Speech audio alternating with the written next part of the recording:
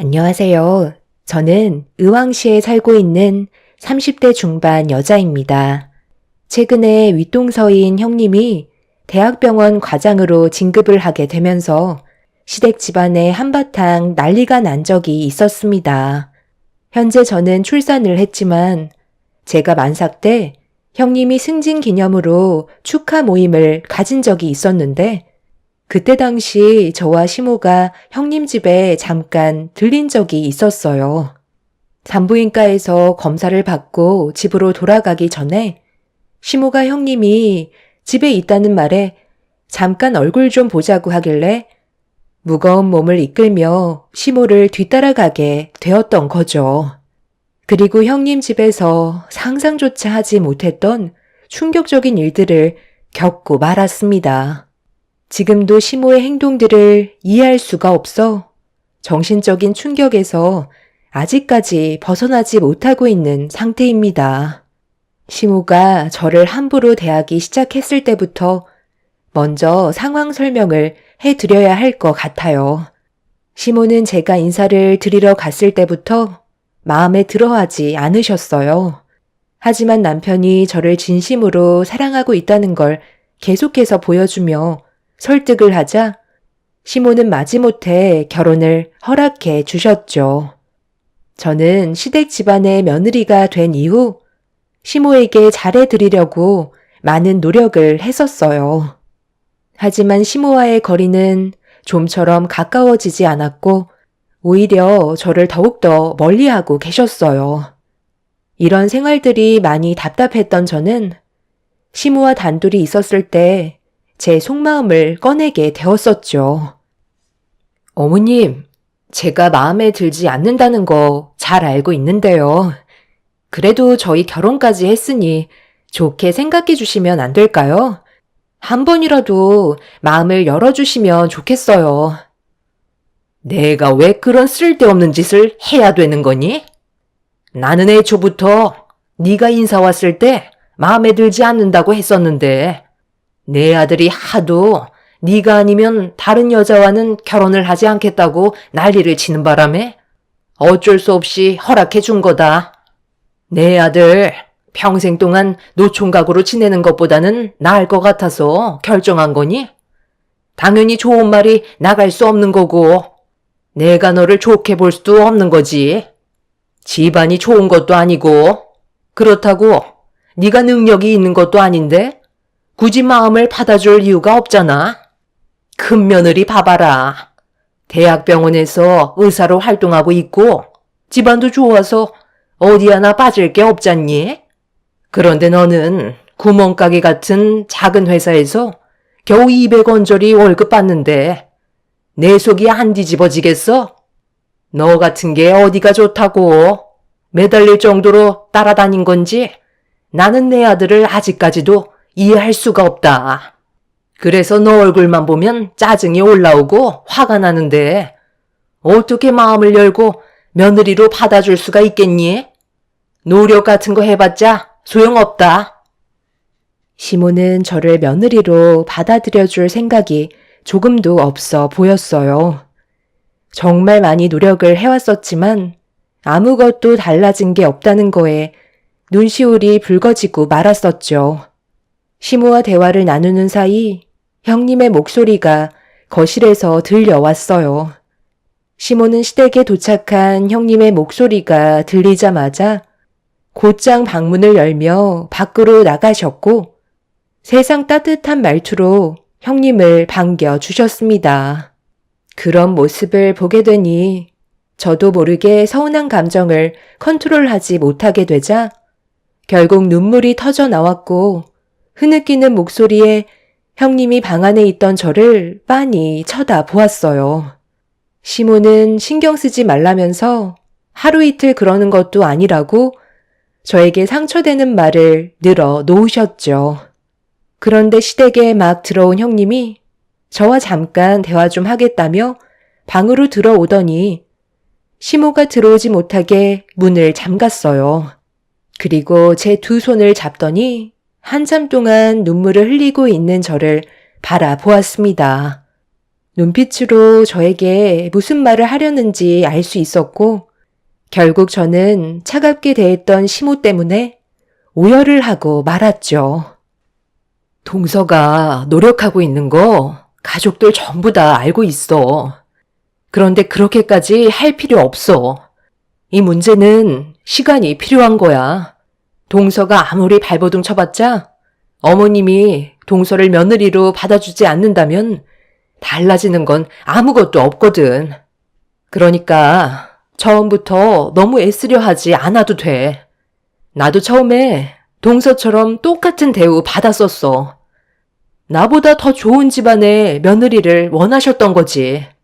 나는 동서처럼 어머님한테 너무 잘해드리려 애쓰지 않았어.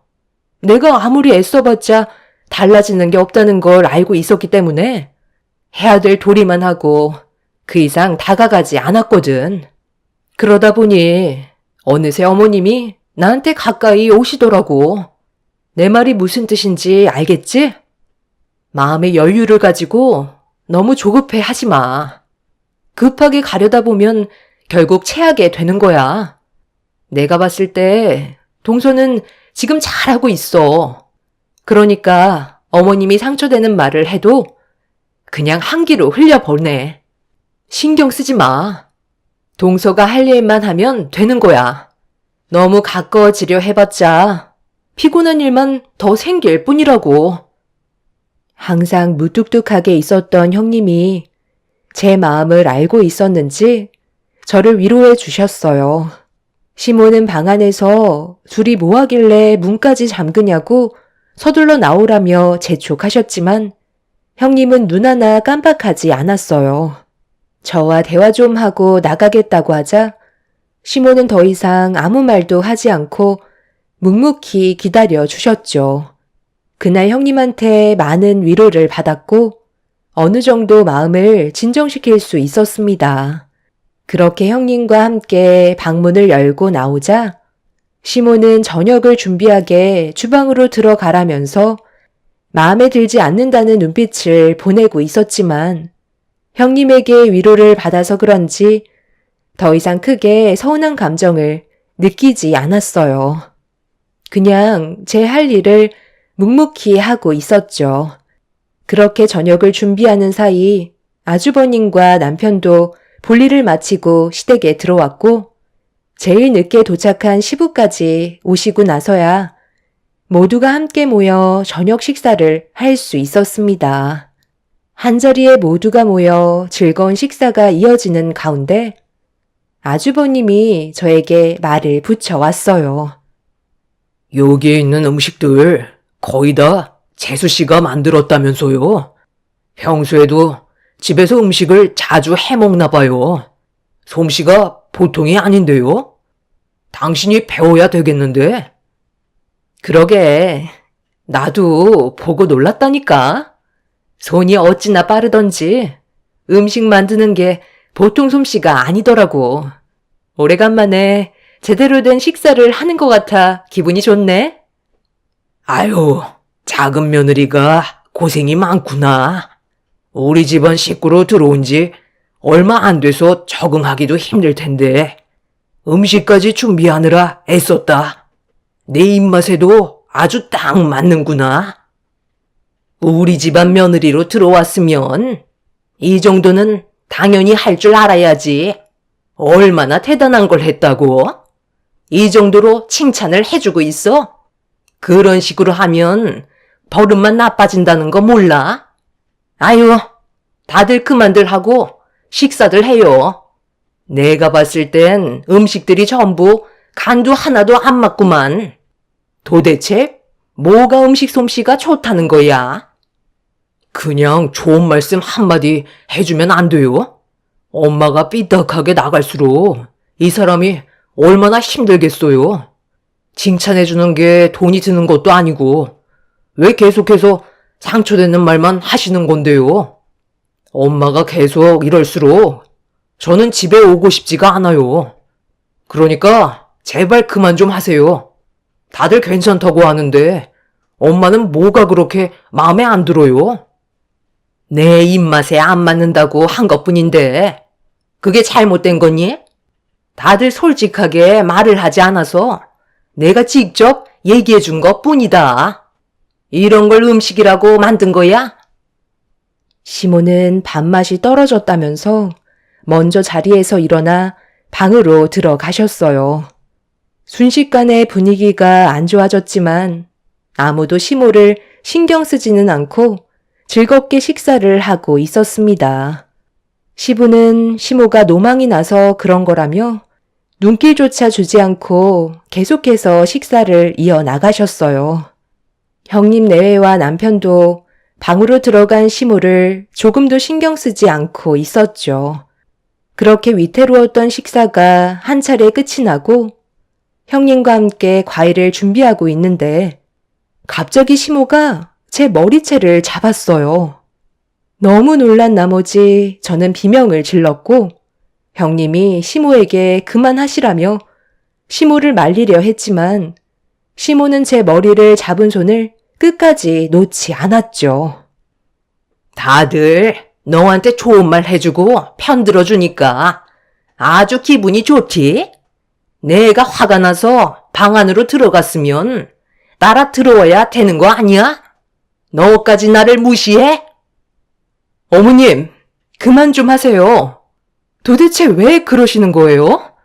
아무리 기분 나쁘신 게 있으셔도 이건 아니죠. 당장 손 놓으세요. 아버님, 저희 좀 도와주세요. 주방에서 한바탕 난리가 나자 거실에 있던 남자들이 급하게 달려왔어요. 시모가 저와 엉켜있는 모습을 보고 경악을 한 남편과 시부는 급하게 시모와 저를 떨어뜨려 놓았고 시모는 저에게 버릇이 없다며 쉬지 않고 막말을 쏟아내셨어요. 며느리로서 마음에 들지 않는다는 건 알겠는데 제가 왜 머리채를 잡혀야 하는 건지 이해를 할 수가 없었습니다. 시부는 시모의 어깨를 밀치면서 무서운 얼굴로 목소리를 높이셨고 화가 머리끝까지 올라와 버린 남편은 그만 돌아가겠다며 저를 방으로 데려갔어요. 그리고 짐을 챙긴 뒤 시댁을 빠져나왔습니다. 남편은 집에 가는 동안에도 저에게 미안하다며 헝클어진 머리를 쓸어내려 주었어요. 시모의 돌발 행동에 너무 큰 충격을 받았던 저는 집에 도착해서도 마음이 진정되지 않고 있었죠. 온몸이 떨려왔고 더 이상 시모의 얼굴을 보고 싶지 않았습니다. 아무리 노력을 한다 해도 시모와는 절대로 가까워질 수 없다는 걸 그날 확실하게 알게 된 저는 그날 이후 시모에게 연락조차 하지 않았어요. 시모도 저에게 전화나 문자 한 통 없었죠. 그렇게 안 좋은 감정을 가지고 있는 상태로 인연을 끊어내게 되니 제 마음도 완전히 다치게 되었고 평생 동안 시모의 얼굴을 안 보고 살고 싶었습니다. 하지만 제가 생각한 대로 모든 게 이루어지지는 않더군요. 연락을 끊고 지낸 지 1년 정도 되었을 때 제 몸에 갑자기 변화가 찾아왔고 임신을 했다는 걸 알 수 있었죠. 제가 임신을 하게 되자 시모 빼고 온 가족이 저희 집에 찾아와 축하를 해 주셨어요. 그런데 사람 마음이라는 게 안 보면 궁금해진다고 제가 임신을 했는데도 시모한테만 연락 한 통 없자 참다 못한 시모는 어느 날 저희 집에 직접 찾아오셨습니다. 초인종을 누른 시모를 보게 된 남편은 현관문을 열어주지 않고 보고 싶지 않다면서 문을 열어주지 않고 있었어요. 1년 동안 연락 한 통 없으셨다가 임신을 했다는 말에 직접 찾아오신 시모가 임신을 중요하게 생각하고 있다는 걸 알 수 있었지만 1년의 시간 동안 시모의 얼굴을 안 보며 지내왔던 시간들이 훨씬 더 좋았었기 때문에 저도 얼굴을 보고 싶지 않았어요. 시부와 형님 내외 가족만 따로 만나 시간을 보내는 게 저로서도 스트레스를 받지 않고 정신적으로 훨씬 좋은 영향을 받고 있었죠. 그날 한참 동안 문 앞에 계셨던 시모는 집으로 돌아가셨는데 2번은 안 오실 줄 알았지만 임신 소식을 들으시곤 하루도 빠짐없이 계속 찾아오셨어요. 결국 남편과 제가 장을 보고 집으로 들어가려던 찰나 저희 집 앞에서 기다리고 있던 시모와 마주치게 되는 상황이 생기고 말았습니다. 그동안 잘 지내고 있었니? 몸은 괜찮고? 네가 임신했다는 소식을 듣게 됐는데 그냥 지나칠 수 없어서 찾아왔다. 앞으로 점점 몸이 무거워질 텐데 도움이 필요하지 않겠어? 작년에 안 좋았던 기억들은 기억 속에서 전부 지워버리고 우리 새롭게 다시 시작하는 게 어떻겠니? 서로 평생 등 돌리고 살 수는 없잖아. 글쎄요. 저는 어머님과 함께했던 시간들이 좋았던 기억이 없어서 다시 시작하고 싶지는 않아요. 오히려 지금 이렇게 사는 게 저에게는 훨씬 만족스러운데요.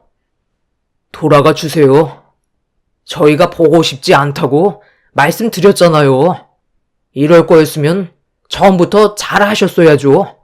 임신했다고 하니까 1년 동안 연락 없으시다가 갑자기 찾아오시는 건 너무 속보이는 행동 아니에요? 어차피 저희가 연락하지 않고 있던 1년의 시간 동안 엄마도 속편히 잘 살고 계셨으면서 이렇게 갑자기 찾아오시면 저희가 그동안 보고 싶었어요. 앞으로 다시 잘 지냈으면 한다는 말이 나올 줄 알았던 건 아니죠. 먼저 용서를 구하셔도 이 사람이 받았던 그때의 상처는 평생 가지고 가게 될 거라고요. 기억 속에 남아버린 엄마의 충격적인 행동을 어떻게 하실 건데요? 저는 지금도 엄마가 너무 원망스러워요. 시모는 갑자기 제 앞에서 무릎을 꿇으려고 다리를 굽히려 하자 남편이 그런 모습 보고 싶지 않다며 일으켜 세웠어요. 그리고 저를 데리고 집으로 들어와 버렸죠. 시모는 고개를 푹 숙인 채 다시 집으로 돌아가셨지만 서로 얼굴을 마주하게 된 날부터 계속해서 마음이 불편했었습니다. 시모에게 안 좋은 감정이 있는 건 맞는데 제 앞에서 무릎을 꿇으면서까지 용서를 구하려 하시는 걸 보고 많이 뉘우치고 계시는 것 같아 여러 가지로 신경이 쓰이게 되었죠. 남편은 본인도 30년이 넘는 시간 동안 본인 엄마를 봤지만 아직까지도 속을 알 수 없다면서 가까이 하지 않는 게 좋을 것 같다고 심각한 얼굴로 많은 생각에 빠져있는 모습을 볼 수 있었습니다. 조심하는 게 저와 뱃속의 아이의 안전을 지킬 수 있는 거라고 판단하게 된 저도 계속해서 시모를 피하고 있었는데 시모는 하루도 빠짐없이 저희 집에 찾아오셨어요. 남편과 저는 시모를 투명 인간 취급할 정도로 전혀 신경 쓰지 않고 있었죠. 그런 시간이 몇 달 동안 지속이 되자 남편도 한계에 도달했는지 시모에게 크게 화를 내면서 찾아오지 말라고 한바탕 난리를 치게 되었죠. 엎질러진 물은 주워 담을 수 없다면서 시모의 얼굴을 보고 싶어 하지 않았습니다. 내가 그때는 정말 미안했다. 엄마는 네가 좀 더 능력이 좋은 여자를 만나길 원했었어. 너희 형 봐봐라. 의사 아내 얻어서 지금 잘 지내고 있잖아. 처음에 큰 며느리가 의사인데도 만족을 못해서 작은 며느리에게 더 큰 기대를 했었는데 그래서 너는 더 능력 좋은 여자 만나길 간절히 원했었는데 일반 회사에 다니는 여자를 데려오면 내가 기대하고 있던 며느리감이 아니라 얼마나 서운했겠니? 엄마 입장도 생각을 해줘야지. 너를 지금까지 힘들게 키워줬고 공무원까지 만들어줬는데 능력 좋은 여자가 아닌 작은 회사에 다니는 여자를 데려오면 얼마나 속상하겠어. 그래서 며느리로 받아들이고 싶지 않았고 행동 하나하나 마음에 들지 않았던 거다. 며느리가 마음에 들지 않으니 계속해서 불만이 쌓이게 되었던 거고 내 아들을 뺏어간 며느리가 갑자기 너무 싫게 느껴져서 나도 모르게 욱하는 바람에 머리채를 잡았던 것 같다.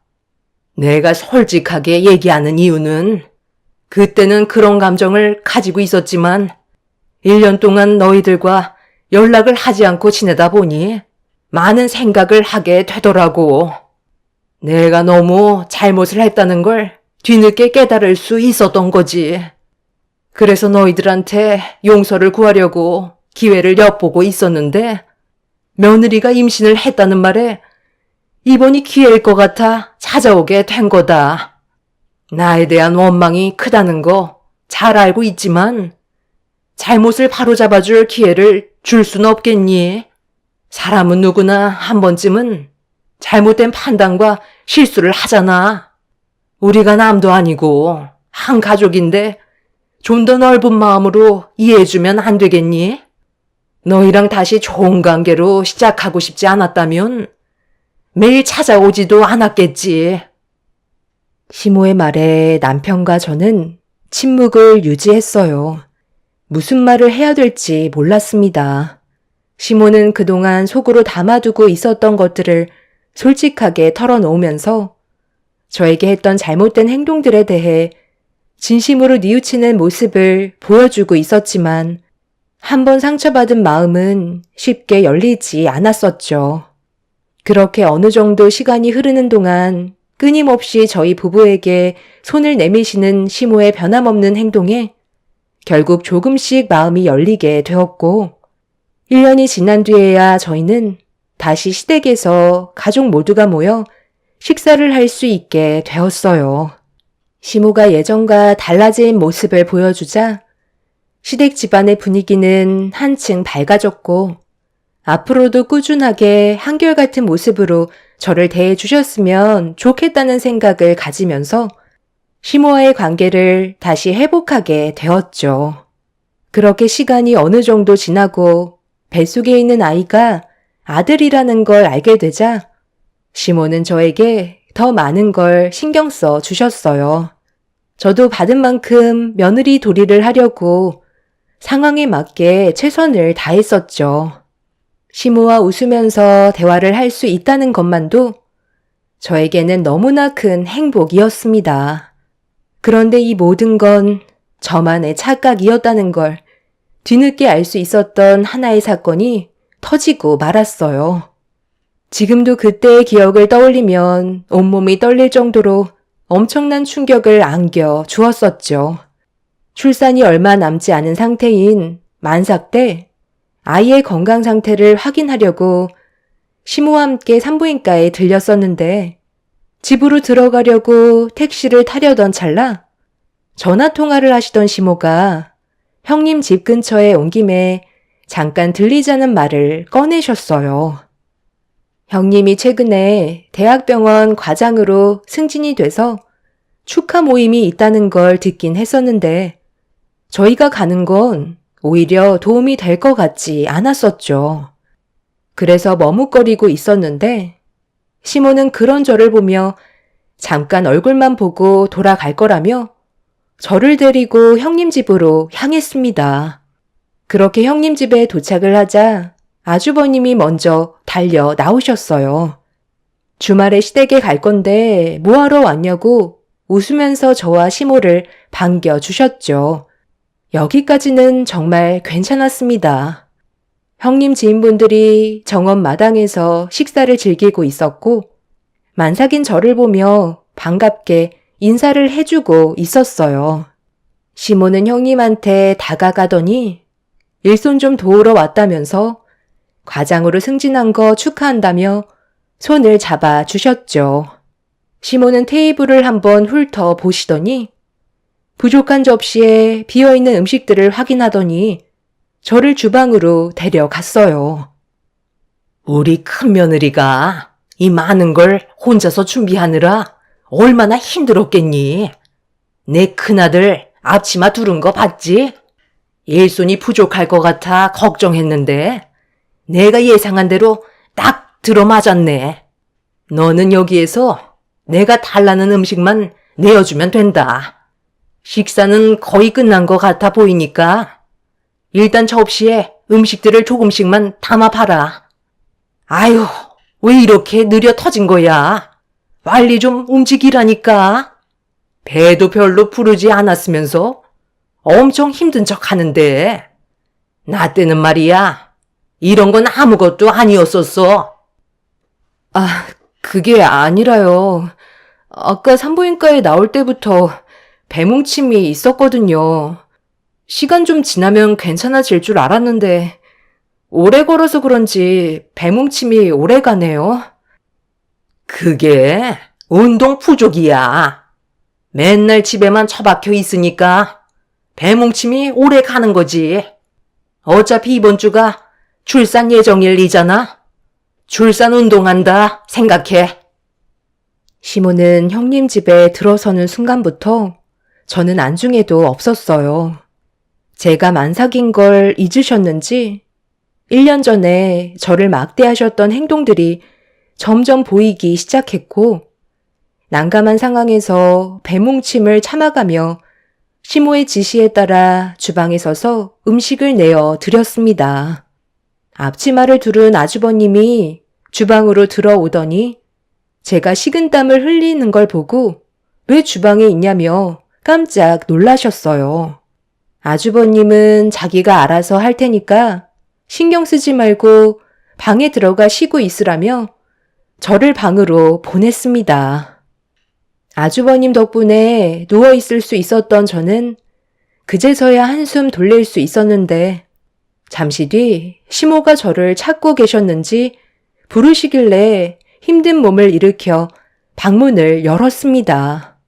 시모는 저를 보자마자 뭐 하는 거냐고 방에서 당장 튀어나오라면서 한가하게 누워있을 시간 없다고 냉장고를 열어 과일을 꺼내 놓았어요. 창밖을 보니 식사가 끝이 났는지 아주버님이 빈 그릇을 치우고 있었고 형님은 손님분들과 즐겁게 대화를 나누고 있었죠. 저는 또다시 배뭉침이 오기 시작했고 하늘이 노랗게 변해버릴 만큼 몸이 안 좋아지길래 시모에게 잠깐 방에 들어가 누워 있어야 될 것 같다고 제 몸 상태에 대해 설명을 했어요. 하지만 시모는 제 말을 조금도 들어주려 하지 않으셨죠. 오히려 손에 과도를 지어 주시더니 서둘러 과일을 깎으라며 재촉하셨습니다. 거친 숨을 내쉬면서 과일을 깎고 있는 사이 시모가 먼저 준비된 후식을 가지고 마당으로 나가셨어요. 그리고 그 사이 아주버님이 빈 접시들을 들고 주방으로 들어오셨죠. 제가 과일을 깎고 있는 모습을 본 아주버님은 왜 또 나왔냐면서 저를 방으로 들여보냈습니다. 절대 나오지 말라며 안색이 안 좋으니 충분한 휴식을 취해야 될 것 같다고 저를 걱정해 주셨죠. 저도 이미 서 있을 정도로 몸이 좋은 건 아니라서 다시 침대에 누웠는데 그 사이 또다시 시모가 들어오셨고 제가 방에 들어가 누워 있는 걸 보시곤 당장 나오라며 화를 내셨어요. 저는 한계에 도달한 상태라 시모에게 몸이 많이 안 좋아서 잠깐 휴식을 취해야 될 것 같아 누워있으면 안 되겠냐고 말씀드리자 시모는 중요한 사람들이 모인 자리인데 누워있을 시간이 있냐며 오히려 더 큰 목소리로 저에게 화를 내셨어요. 만삭인 저는 이미 안중에도 없었죠. 배가 너무 많이 나와서 힘들다고 재차 말씀드렸지만 시모는 저를 일으켜 세웠습니다. 그리고 밖으로 나가 뭐가 필요한지 확인해보고 오라며 시모는 누군가에게 전화가 왔는지 급하게 다른 방으로 들어가셨어요.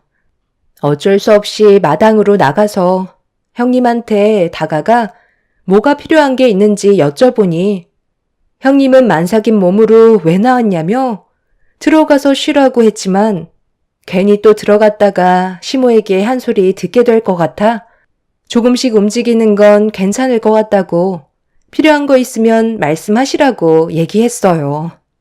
형님은 아주버님은 어디 갔냐고 물어보시길래 잘 모르겠다고 하자 형님은 나중에 아주버님 오면 그때 부탁하면 된다고 제가 들어가서 쉬길 원했어요. 그리고 그 사이 아주버님이 쟁반에 커피를 타서 들고 오셨습니다.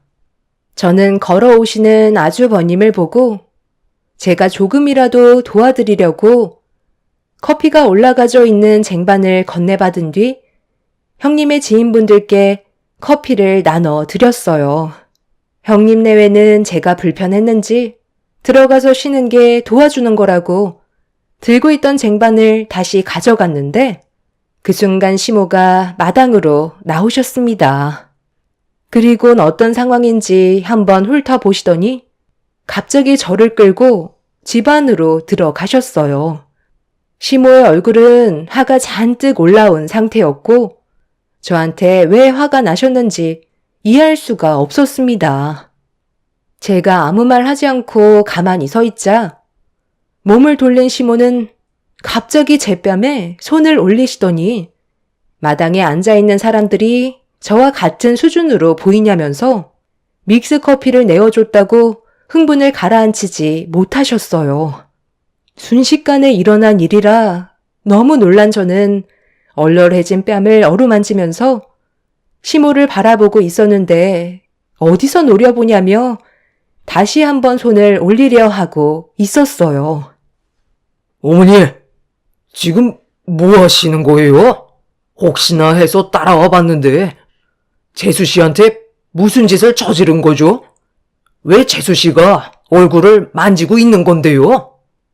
아니, 얘가 글쎄 저기에 앉아있는 손님들한테 믹스 커피를 내어줬지 뭐냐? 지랑 같은 사람인 줄 아는지 며느리가 괘씸해서 한 대 지어 박았다. 몸에 좋은 후식이 얼마나 많은데 믹스 커피가 웬 말이야? 너는 정신이 있는 거야? 보자 하니까 여기가 어딘 줄 알고 감히 믹스 커피를 내놔? 뭘 해야 될지 모르면 가만히라도 있던가? 어머니, 설마 지금 재수 씨 얼굴에 손을 올린 거예요? 제정신이에요? 앞뒤 상황 알지도 못하시면서 무작정 손부터 올리시면 어떡해요? 제가 믹스커피 타서 가지고 간 거예요. 손님들이 원해서 믹스커피 타서 가지고 간 거라고요. 재수 씨는 옆에서 조금이라도 도와주려고 했던 건데 잘 알지도 못하면서 무작정 일부터 저지르면 어쩌자는 거예요? 당장 재수 씨한테 사과하세요. 그리고 저희가 안 와도 된다고 했는데 굳이 오셔서는 오히려 피해만 주고 있잖아요. 어머님, 제가 왜 뺨을 맞아야 했는지 정말 모르겠어요. 지금 몸이 힘든데도 어머님이 시키는 건 다 하고 있었는데 꼭 이렇게까지 하셨어야 되는 거예요? 잠깐만. 그러니까 네가 믹스커피를 타서 내어준 게 아니었다는 거야? 그걸 왜 이제야 얘기하는 거야? 미리 말을 했으면 이런 일도 없었을 거 아니야? 너무 놀라 버렸는지 저는 아랫배에 통증이 오기 시작했고 뒤이어 양수까지 터지게 되면서 저는 그 자리에 주저앉아 버렸습니다. 아주버님은 급하게 형님을 불러 도움을 요청했어요. 시모는 뒤늦게 본인이 잘못을 저질렀다는 걸 알곤 손을 떨면서 저에게 미안하다는 말을 하려 했지만 이미 돌이킬 수 없는 상황까지 오고 말았죠. 제가 점점 고통스러워하자 형님은 곧장 119에 신고를 했고 도움을 요청한 뒤 제 몸을 살펴주었습니다. 그런데 형님이 제 뺨에 손바닥 자국을 보고 어떻게 된 거냐며 아주버님한테 물어보려는 순간 시모가 아주버님 입을 틀어 막았어요. 절대로 말하지 말라며 아주버님을 말리다가 두 분이 실랑이를 하며 시모를 뿌리친 아주버님 손이 시모의 뺨과 머리 쪽을 올려치고 말았습니다. 시모는 그 자리에서 털썩 주저앉더니 저에게 눈물을 흘리면서 용서를 구하셨지만 이미 제 마음은 굳게 닫혀버리게 되었고 고개를 돌려 버렸어요. 그렇게 저는 119의 도움을 받아 병원에서 무사히 출산까지 할 수 있게 되었고, 이 소식을 듣게 된 남편과 시부가 급하게 병원으로 달려와 주었죠. 저희 부모님께서도 제 옆을 지켜주셨는데 제 얼굴에 시모가 올려친 손바닥 자국이 그대로 멍이 들어버려 온 가족이 시모의 행동에 상당한 충격을 받게 되었고, 저희 엄마는 뒤늦게 병실을 찾아온 시모의 머리채를 잡으며 난리를 치고 말았습니다. 만삭인 저에게 손을 올렸다는 건 절대로 용서받을 수 없는 상황이었죠. 결국 그 일로 인해 저희 부모님께서는 시모에게 법적인 소송을 걸었고 온 가족이 등을 돌리고 말았습니다. 시부는 이런 충격적인 일을 저질렀다는 거에 너무 실망한 나머지 조금도 용서해주지 않았어요. 결국 시모의 곁에는 아무도 남아있지 않게 되었죠. 처음부터 시모는 저를 마음에 들어하지 않았었지만 임신했다는 이유 하나만으로 좋은 관계로 풀어나가려 했었지만 속으로는 저를 완전히 며느리로 받아들인 게 아니었다는 걸 알 수 있었습니다. 결국 이 일로 인해 시모는 저에게 찾아와 제 얼굴에 손을 올린 부분에 대해서는 미안하다고 무릎 꿇고 오열을 하셨지만 저는 시모의 얼굴조차 보고 싶지 않았어요. 시모에게는 형님이 우선이었고 만삭이었던 저는 안중에도 없었으니까요. 말로는 저와 잘 지내고 싶다고 했었지만 속은 그게 아니었다는 걸 확실히 알 수 있었던 계기였던 거죠. 현재 시모는 시부에게 쫓겨난 상태입니다. 따로 살고 있으면서 금전적인 지원도 전부 끊어버렸죠. 자식들과 며느리들까지 전부 다 등을 돌리게 되자 시모는 그제서야 땅을 치며 후회하고 있어요. 앞서 말씀드렸지만 저는 시모의 행동을 이해할 수가 없습니다. 여러분들께서는 시모의 입장이 이해가 되시나요? 제가 그렇게 잘못했나요? 너무 당황스럽고 어이가 없어서 이런 일들이 저에게 펼쳐졌다는 게 아직까지 믿어지지가 않네요. 아마 평생 시모를 용서해 줄 수는 없을 것 같아요. 혼자 살다가 세상을 떠나셔도 장례식장에 발도 들이지 않을 것 같습니다. 한 번도 아닌 두 번의 상처를 크게 받은 저는 두 번 다시 시모를 볼 생각도 손자를 보여드릴 생각도 없습니다.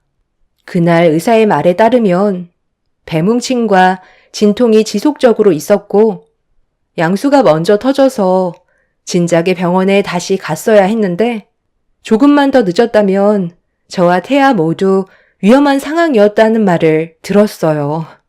제 인생에 두 번 다시 기억하고 싶지 않았던 순간들을 여러분들께 털어놓게 되었네요. 앞으로 무사히 세상에 태어난 제 아들과 저희 가족에게 행복한 일들만 펼쳐졌으면 좋겠어요. 제 사연 들어주신 분들 언제나 건강 유의하시고 가정의 평화와 행복이 가득하시길 기원드립니다. 감사합니다. 안녕하세요. 저는 딸 하나 있는 60대 초반 여자입니다.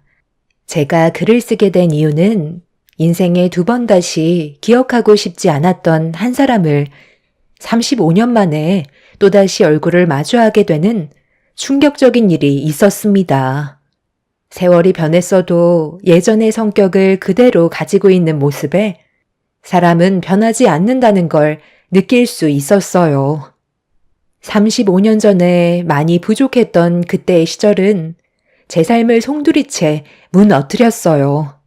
남편은 철도 공사를 했었고 저는 식당 일을 했었죠. 하루하루 사는 게 힘들었지만 저와 뱃속에 있는 아이를 지켜주기 위해 열심히 일하는 남편이 옆에 있어서 항상 행복했었습니다.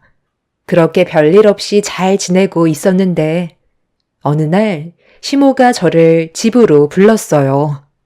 바쁘게 살다 보니 출산날이 얼마 남지 않을 정도로 만삭이 된 무거운 몸을 이끌며 시댁으로 찾아가게 되었죠. 상당히 심각한 얼굴로 시댁에 들어온 저를 바라보신 시모는 주방에서 과일과 차 좀 준비해 달라면서 평소와 다른 굳은 얼굴로 지시를 내렸습니다. 남편과 결혼했을 당시 처음에는 시모가 저를 잘 대해 주셨지만 뱃속의 아이가 딸이라는 이유 하나로 저를 대하는 태도가 한순간에 바뀌게 되었었죠. 80년대 중반 시절을 겪어오신 분들이라면 그 시절에 어떤 일이 있으셨는지 다들 아실 거예요. 이때부터 임신 기간 중에 아이가 아들인지 딸인지 구별이 가능한 초음파 검사 기기가 국내에 완전히 상용화되었었죠.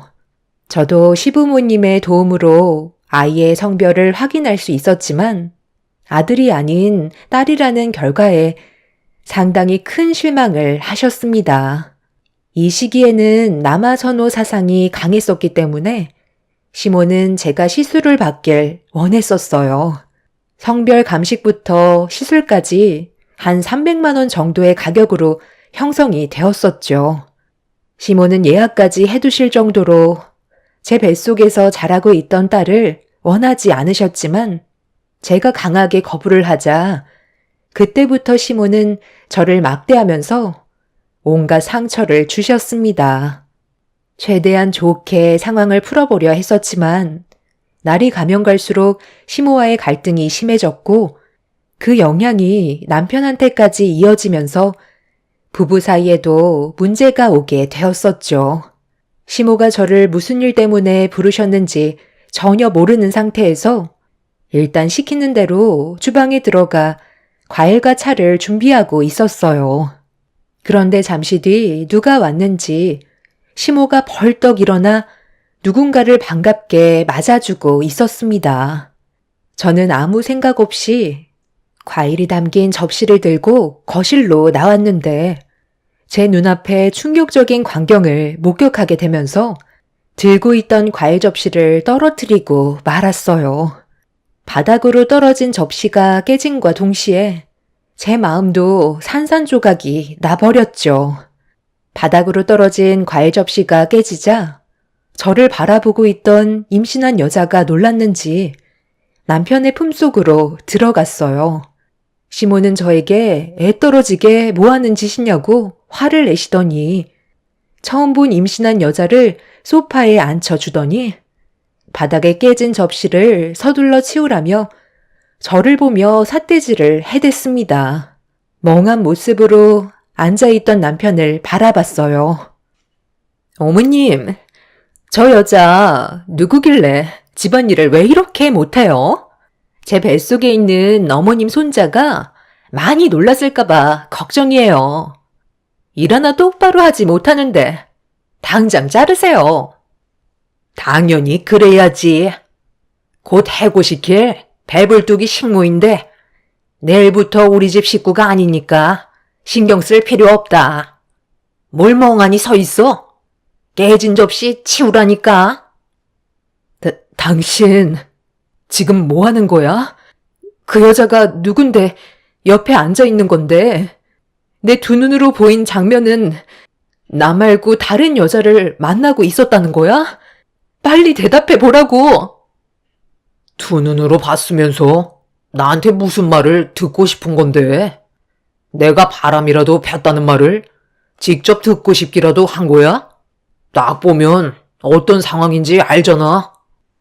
아, 이제 알겠네. 앞뒤가 꽉 막힌 사람이 있다던데.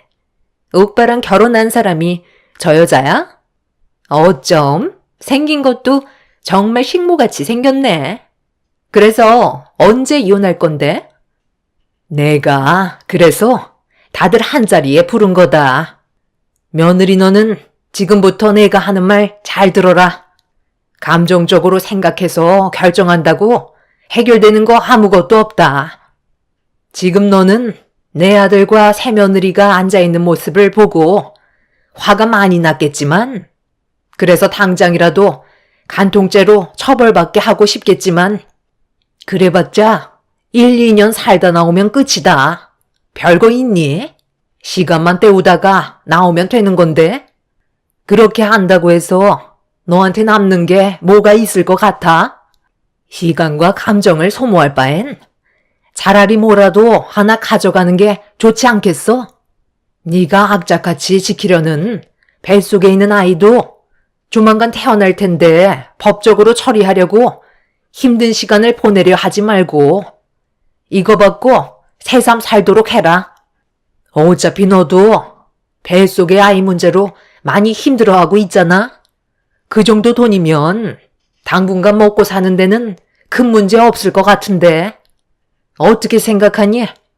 생각보다 많이 들어있지? 내가 너한테 해줄 수 있는 마지막 배려다.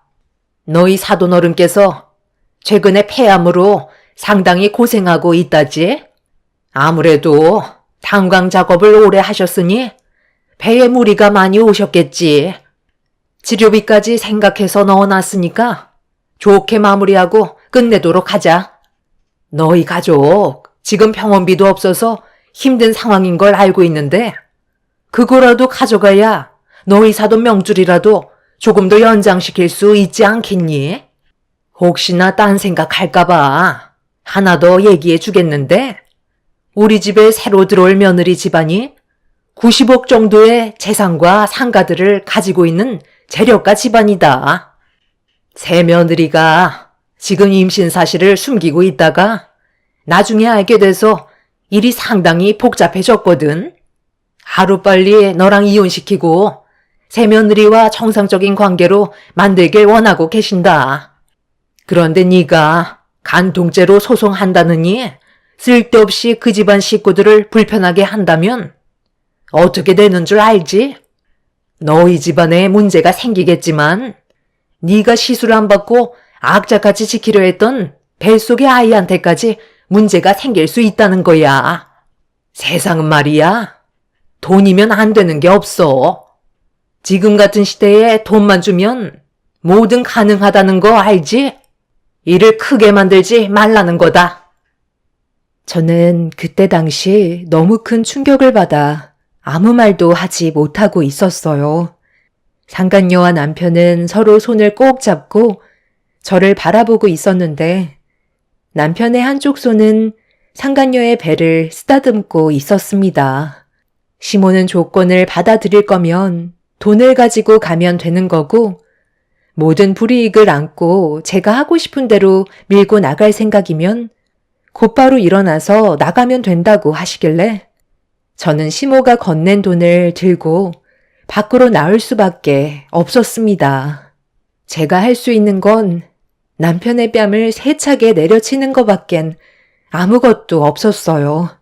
그 사람들을 저 혼자 상대할 수 있을 만큼 자신도 없었을 뿐더러 뱃속의 아이한테까지 문제가 생길까봐 걱정이 많았죠. 더군다나 아빠의 병원비 하나 제대로 해결하지 못하는 저희 집안 형편에 시모가 내밀었던 위자료는 선택의 여지가 없었습니다.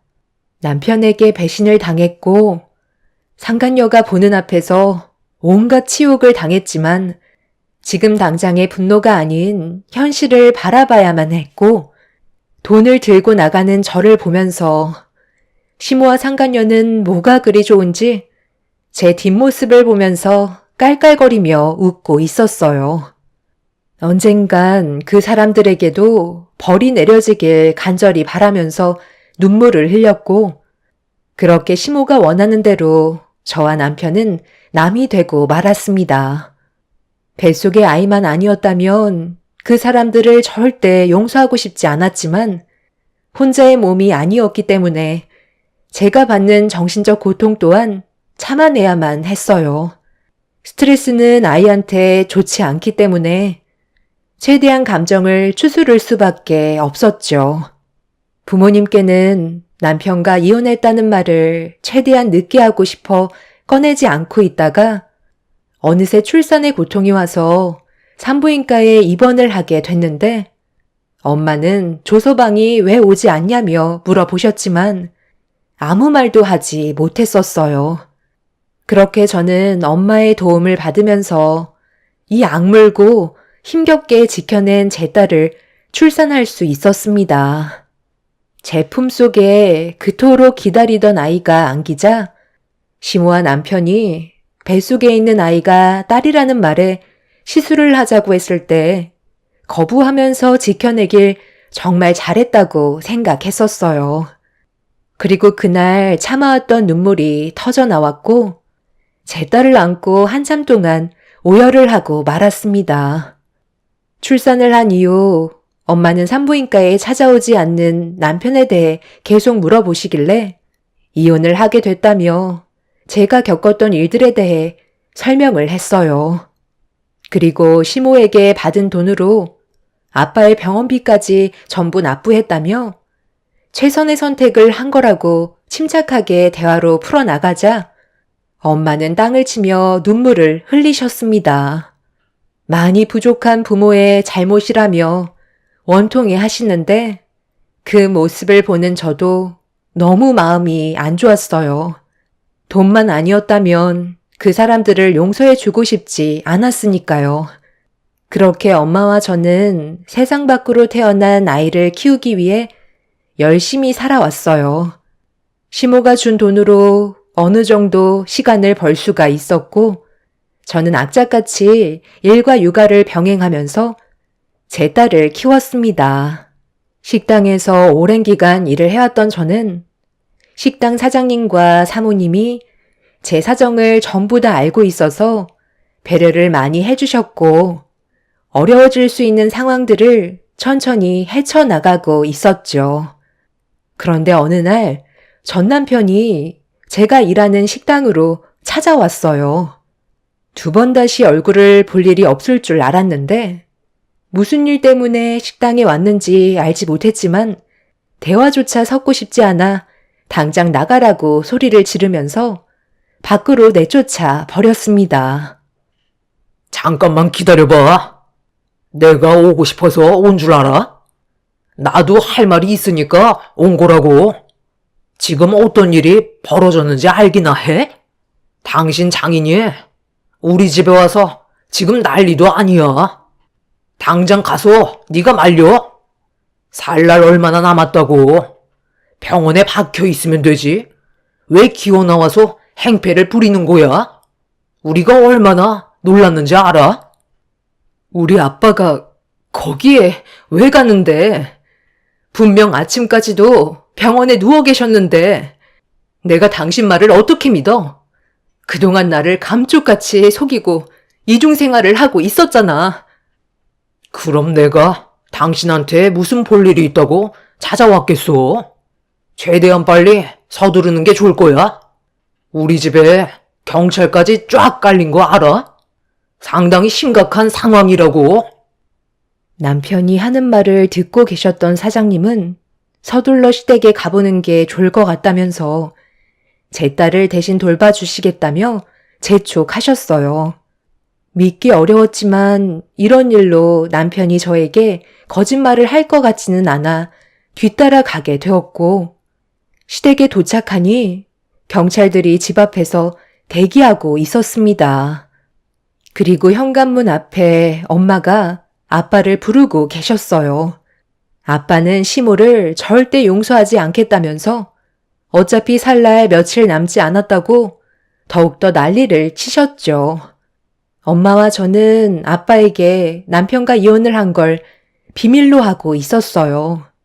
건강 상태가 악화가 되실까봐 최대한 신경 쓰지 않게 해드리고 싶었지만 아빠가 한참 동안 사위가 병원에 오지 않는 것 때문에 신경이 쓰이셨는지 엄마한테 물어보시다가 이혼까지 하게 된 걸 알게 되었고 시모가 저에게 했던 모든 일들까지 전부 밝혀지게 되었죠.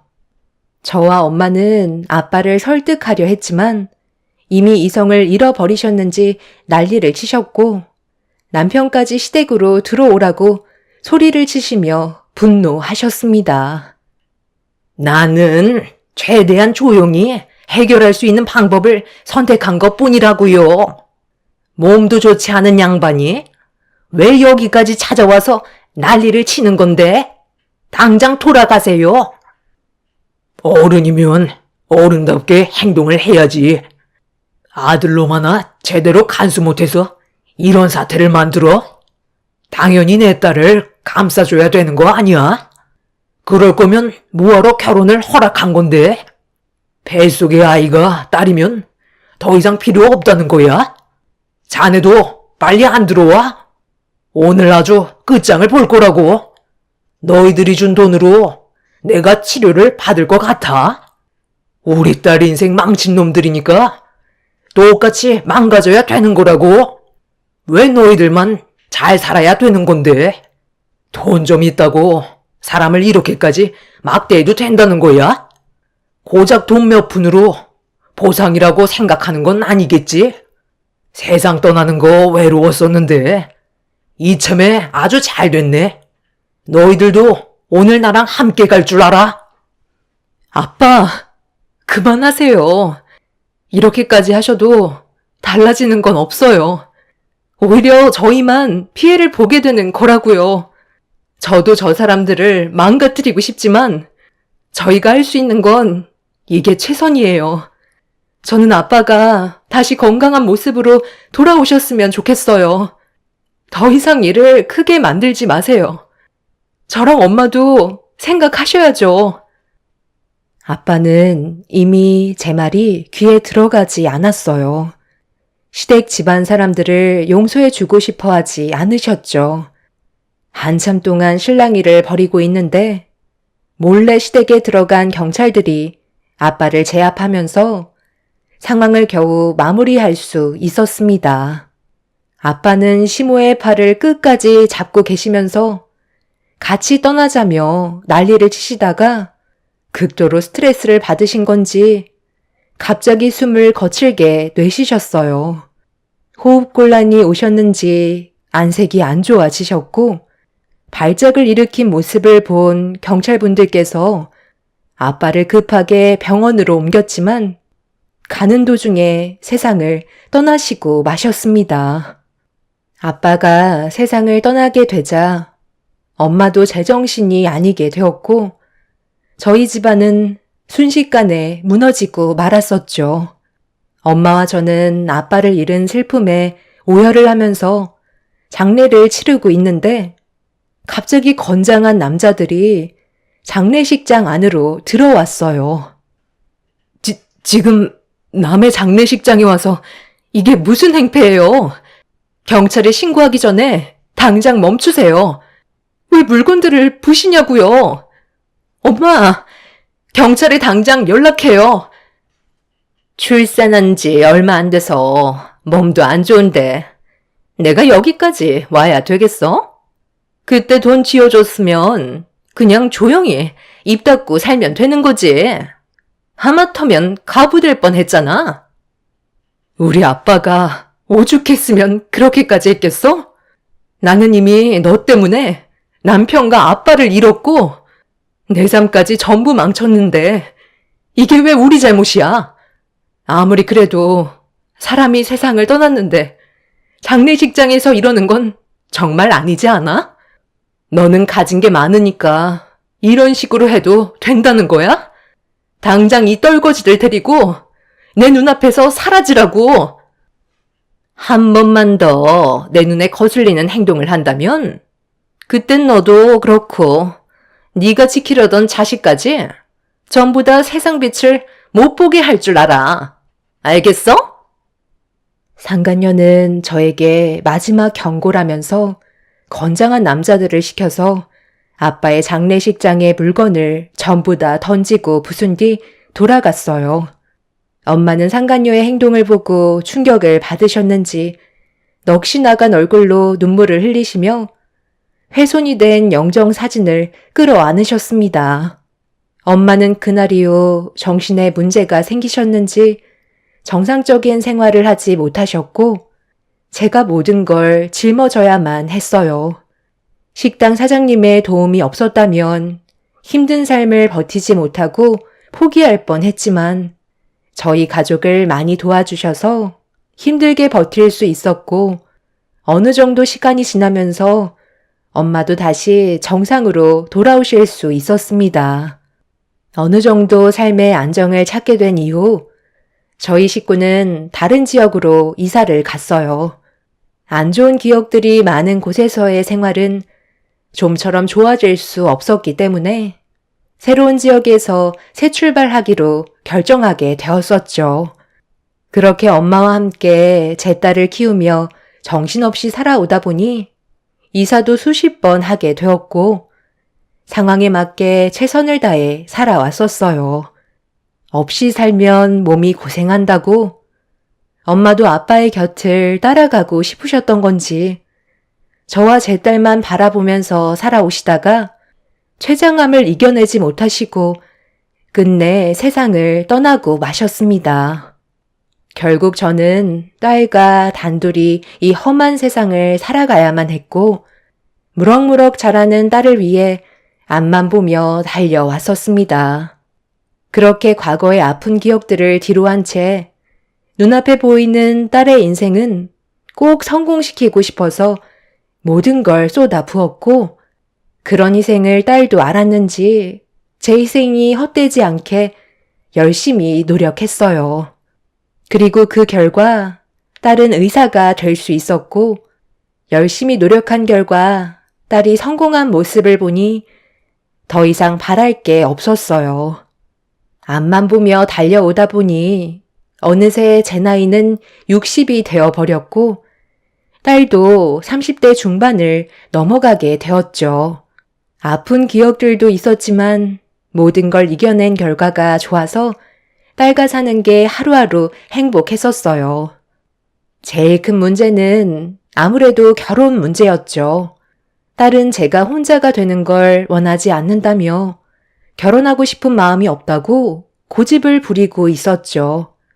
딸의 인생이니 제가 깊게 관여하고 싶지 않았지만 저로 인해 딸의 인생에 피해가 갈까봐 또 다른 걱정거리가 생기게 되었죠.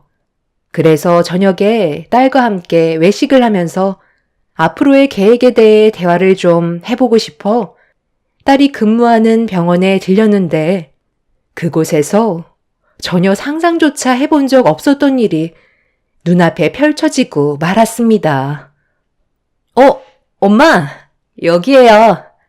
저 곧 퇴근하니까 잠시만 기다리세요. 환자분 좀 다시 병실로 모셔드린 뒤 나올게요. 오시는데 힘들거나 하진 않으셨죠? 퇴근 시간이라 차가 좀 막히긴 했는데 그래도 집이랑 가까워서 오래 걸리진 않았어. 저기 벤치에 앉아 있을 테니까 천천히 준비해서 나오면 되겠다. 잠깐만. 이게 누구야? 우리 서로 구면이지 않아요? 잠깐 얼굴 좀 봐봐요. 내가 다른 건 몰라도 기억력 하나는 기가 막히거든. 어머나, 너 정임이 아니니? 엄마, 아시는 분이세요? 제가 담당하는 병실에 입원해 계신 환자분이세요. 저한테 얼마나 잘해주시는데요.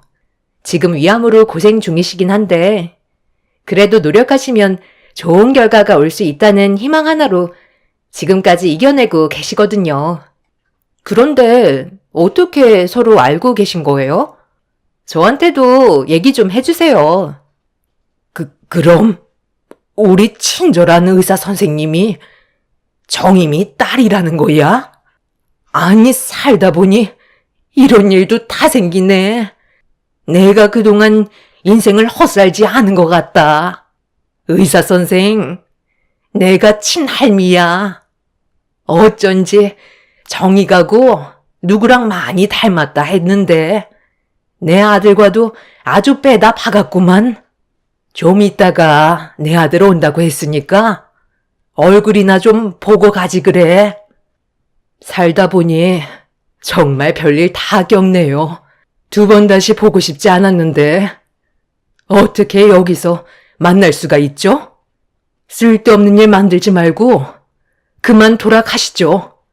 선아야, 여기서 병실까지 너 말고 다른 사람 시키면 안 되니? 우리는 저 사람과 마주치면 안 되는 사이거든.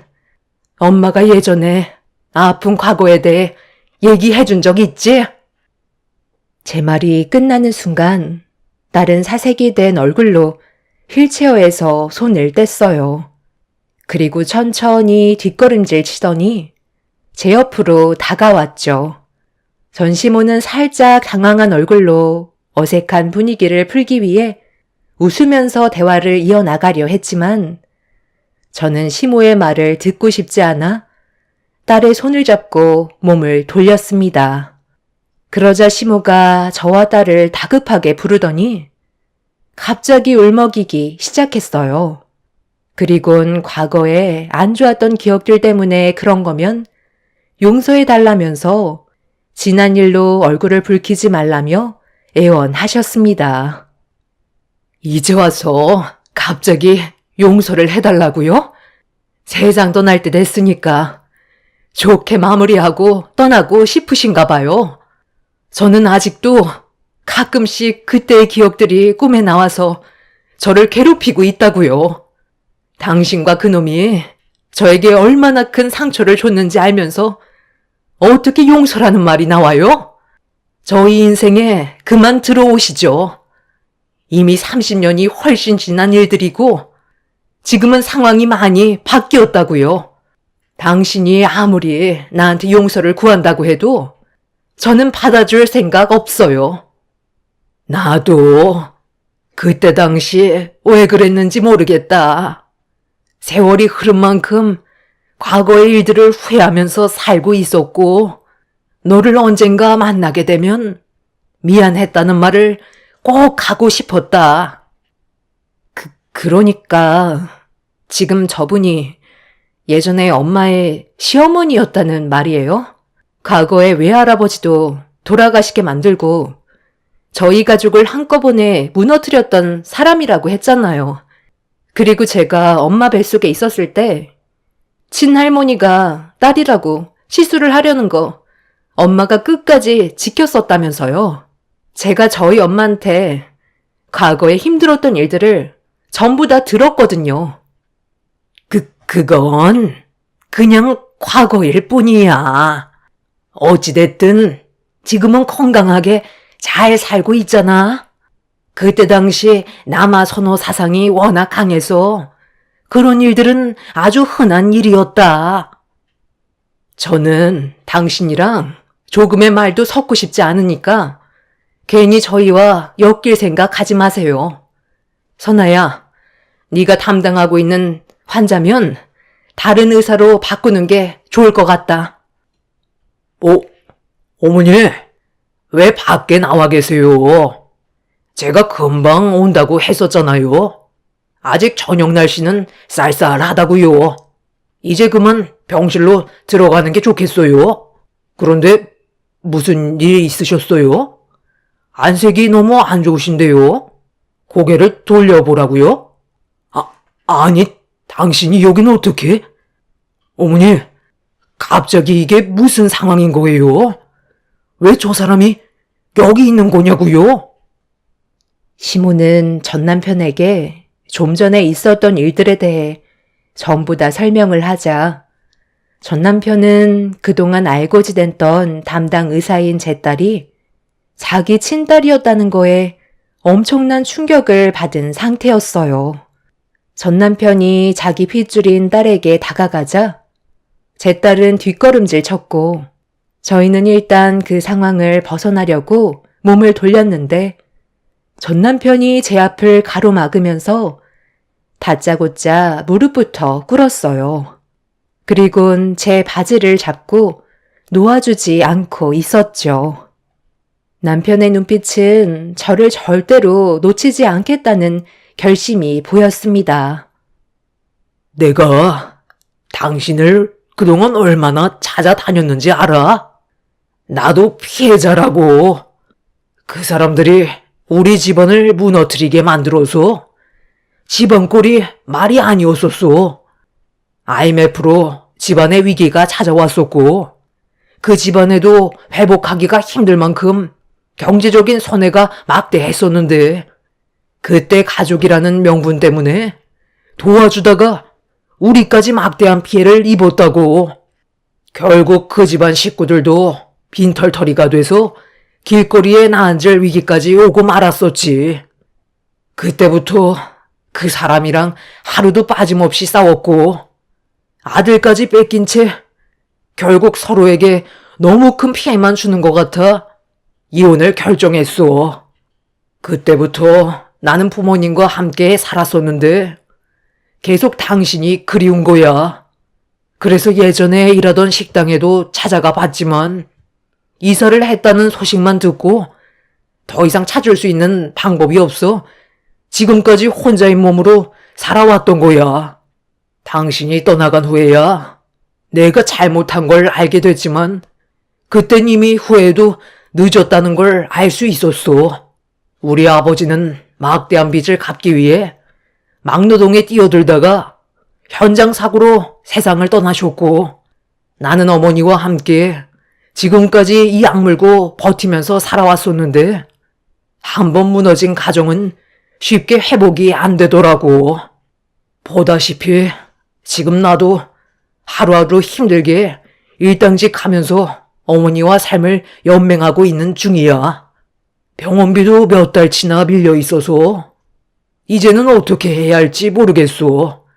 어머니 병만 괜찮아진다면 숨 좀 쉴 수 있을 것 같은데 사람 일이라는 게 쉽게 바뀌지가 않잖아. 그런데 여기서 당신을 만나게 될 줄 몰랐고 우리 딸이 어머니 담당 의사였다는 게 너무 놀라워. 그래서 뭘 바라시는 건데요? 우리 엄마한테 하시는 말을 대충 들어보면 엄마와 저를 과거에 내치고 다른 여자랑 살림을 차렸는데 IMF로 인해 모든 게 무너졌고 지금까지 빚에 허덕이며 살고 있다는 거잖아요. 그리고 의사인 제가 당신 친딸이라는 걸 알게 되니 눈앞에 길이 열린 것 같으니까 엄마한테 무릎 꿇고 도와달라는 거 아니에요? 당신들이 어떤 짓을 저질렀는지 알고나 있으세요? 지금까지 어떤 삶을 살아왔는지 아냐고요. 그런데 막상 제가 의사가 되고 삶의 여유가 있어 보이니까 저희한테 빌붙고 싶으신가 봐요. 그런데 이거 어쩌죠? 저는 당신들이 아무리 제 친할머니고 친아빠라 할지라도 그동안 엄마가 살아온 세월을 보면 절대로 용서할 수가 없거든요. 엄마랑 제가 당신들 사정 봐줄 만큼 마음이 넓지가 않아서요. 피가 섞였다고 다 같은 피가 아니에요. 시모는 제 딸의 반응에 많이 놀랐는지 입을 다물지 못했어요.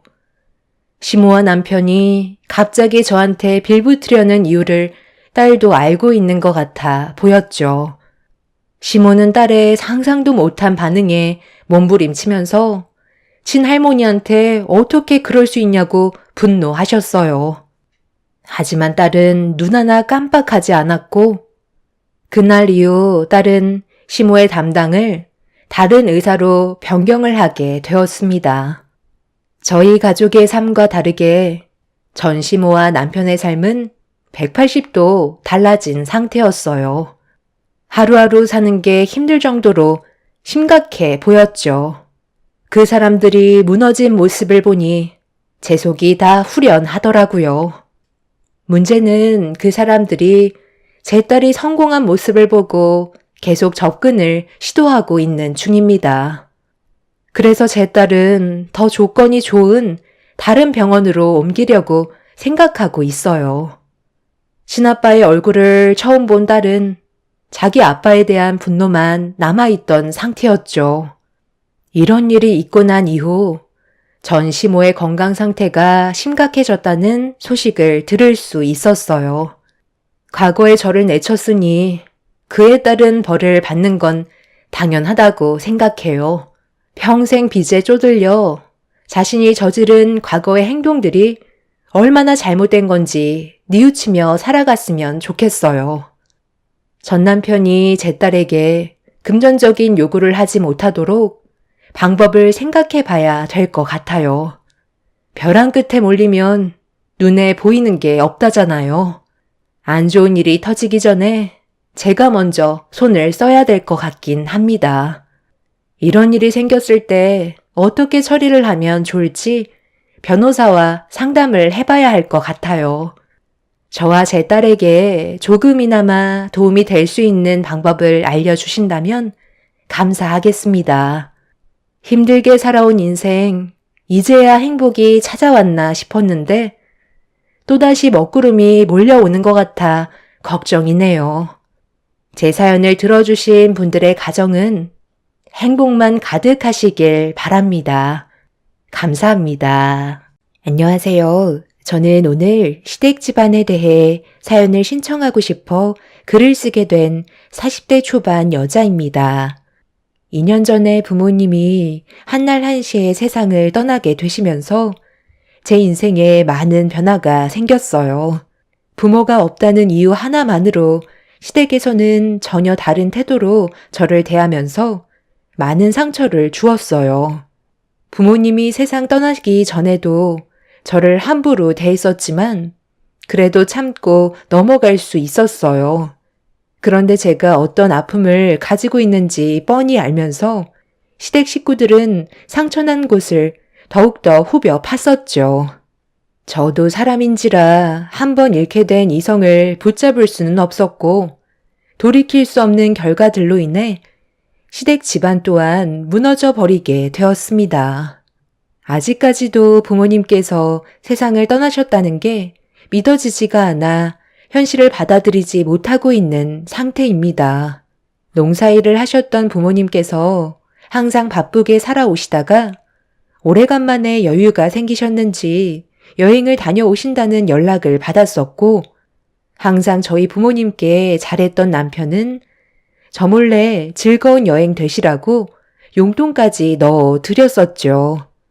그렇게 두 분은 전국 명소를 돌면서 즐거운 시간을 보내고 계셨는데 어느 날 전화가 왔어요. 부모님께서 사고가 난 현장에서 세상을 떠나셨다는 연락이었죠. 그때가 추운 겨울도 아니었는데 10중 추돌 사고가 있었어요. 부모님의 차는 앞뒤가 흔적도 없을 만큼 참담했었죠.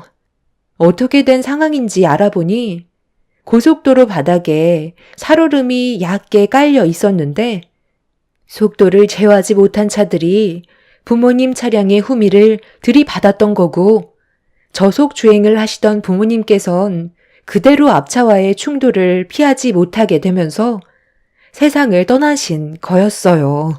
사고가 나기 몇 시간 전에도 부모님과 함께 통화까지 했었는데 갑자기 세상을 떠나셨다 하니 받아들일 준비가 되어 있지 않았던 저로서는 엄청난 충격으로 다가왔었죠.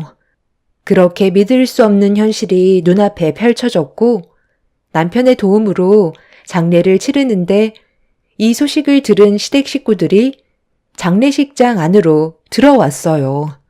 그때 당시 정신이 정말 나가버린 저를 바라보신 시모가 하셨던 첫마디가 아직까지 기억에 남네요. 내가 언젠가 한 번은 큰 사고가 날 줄 알았다니까. 퍽하면 여행만 다니시더니 결국 이 꼴을 당하셨구만. 내 아들 돈을 그렇게 빨아가시더니 욕심이 하늘을 찌르니까 벌을 받으신 거지. 네가 이렇게 넉나가 있다고 해서 달라지는 거 하나도 없다. 그러니까 가서 어르신들 술도 좀 따라드리고 부족한 음식 채워주면서 감사함을 표해야지. 여기서 이러고 있는다고 세상 떠난 사돈분들이 다시 돌아오기라도 한다니. 너희 부모 장례를 왜 내 아들이 고생을 해야 되는 건데? 어차피 늙으면 세상 떠나는 거 조금 더 일찍 떠났다고 생각하면 되는 거지. 언제까지 영정사진 앞에서 눈물을 흘리고 있을 거야? 엄마, 뭐 잘못 드셨어요? 한 분도 아니고 두 분 다 동시에 세상을 떠나셨다고요. 위로해줘도 모자란데 오늘만큼은 말 좀 가려서 해주시면 안 돼요? 평소에 이쁜 짓을 했어야 그런 말이 나오는 거지. 제가 며느리로서 제대로 된 역할을 해왔는 줄 아니? 그동안 행실이 바르지 못했기 때문에 이런 벌을 받은 거라고. 제가 어머님한테 뭘 그렇게 잘못했길래 저희 부모님 장례식에서까지 말을 함부로 하세요? 위로해달라고 부탁한 적도 없으니까 볼일 끝나셨으면 돌아가 주세요. 저도 제정신이 아니었던 상태라 그동안 시모와의 관계가 좋지 않았던 저 또한 안 좋은 말들을 거침없이 뱉어대었죠. 그래도 저희 부모님께서 세상 떠나셨는데 시모는 위로의 한마디를 해주시기는커녕 오히려 더 상처되는 말들을 하셔서 참을 수가 없었어요. 그동안 쌓여왔던 불만들을 시모에게 쏘아댔고 저희 부모님 장례식장은 순식간에 아수라장이 되어버리고 말았습니다. 시모로 시작된 싸움은 걷잡을 수 없이 커졌고 이성을 잃은 시모는 장례식장 안의 물건들을 손에 잡히는 대로 집어 던지셨어요. 남편도 시모의 돌발 행동에 많이 당황했는지 밖으로 모시려 했지만 아주버님이 남편을 밀치면서 더 큰 화를 불러오고 말았습니다. 네가 뭔데 우리 엄마 몸에 손을 대는 거야? 당장 안 비켜? 그동안 얼마나 서운하셨으면 이렇게까지 하시겠어? 우리가 도와달라고 손 내밀었을 때 조금이라도 생각해줬다면 우리의 관계가 이 정도로 안 좋아지지 않았을 거라고. 내 말이 틀려? 서로 어려울 때 도와주는 게 가족 아니냐고. 아주버님, 말 한번 잘하셨네요. 방금 어려울 때라고 하셨어요? 예전에 저희 가게가 많이 힘들어졌을 때 월세도 낼 수 없을 정도로 위기가 찾아와서 도와달라고 사정을 했었는데도 깨진 항아리에 물 붓기라면서 아예 등을 돌려버리셨잖아요. 위기가 찾아왔을 때 도와주는 게 진정한 가족이라고 항상 입에 달고 사셨으면서 왜 그렇게 하신 건데요? 그때 당시 저희가 너무 상처받아서 정말 인연 끊어내고 싶었어요. 그런데 우리가 어려운 상황이 해결되고 오히려 더 장사가 잘 되니까 저희한테 뭐라도 뜯어먹고 싶어서 거머리처럼 붙어서는 떨어지지 않으려 하셨잖아요. 한 번도 해본 적도 없는 장사를 갑자기 하시겠다면 저희한테 돈을 달라고 하시면 도와드려야 되는 거예요? 과거에 저희 부부를 매몰차게 걷어차셨으면 당연히 바라시는 게 정상이 아닌 거죠. 예전에 남편과 함께 운영하던 가게가 많이 힘들었던 적이 있었어요. 배달 위주로 안주를 만들어 팔았었는데 처음에는 잘 되는가 싶더니 날이 가면 갈수록 어려움이 많았었죠. 그때 가게를 접고 다른 걸 알아봐야 될 정도로 위기가 찾아왔었습니다. 월세를 낼 수 있는 돈이 없어 몇 달치가 밀리고 보증금에서 차감을 했었을 만큼 생활고에 시달렸었죠. 그때 남편이 시댁에 도움을 요청했었어요.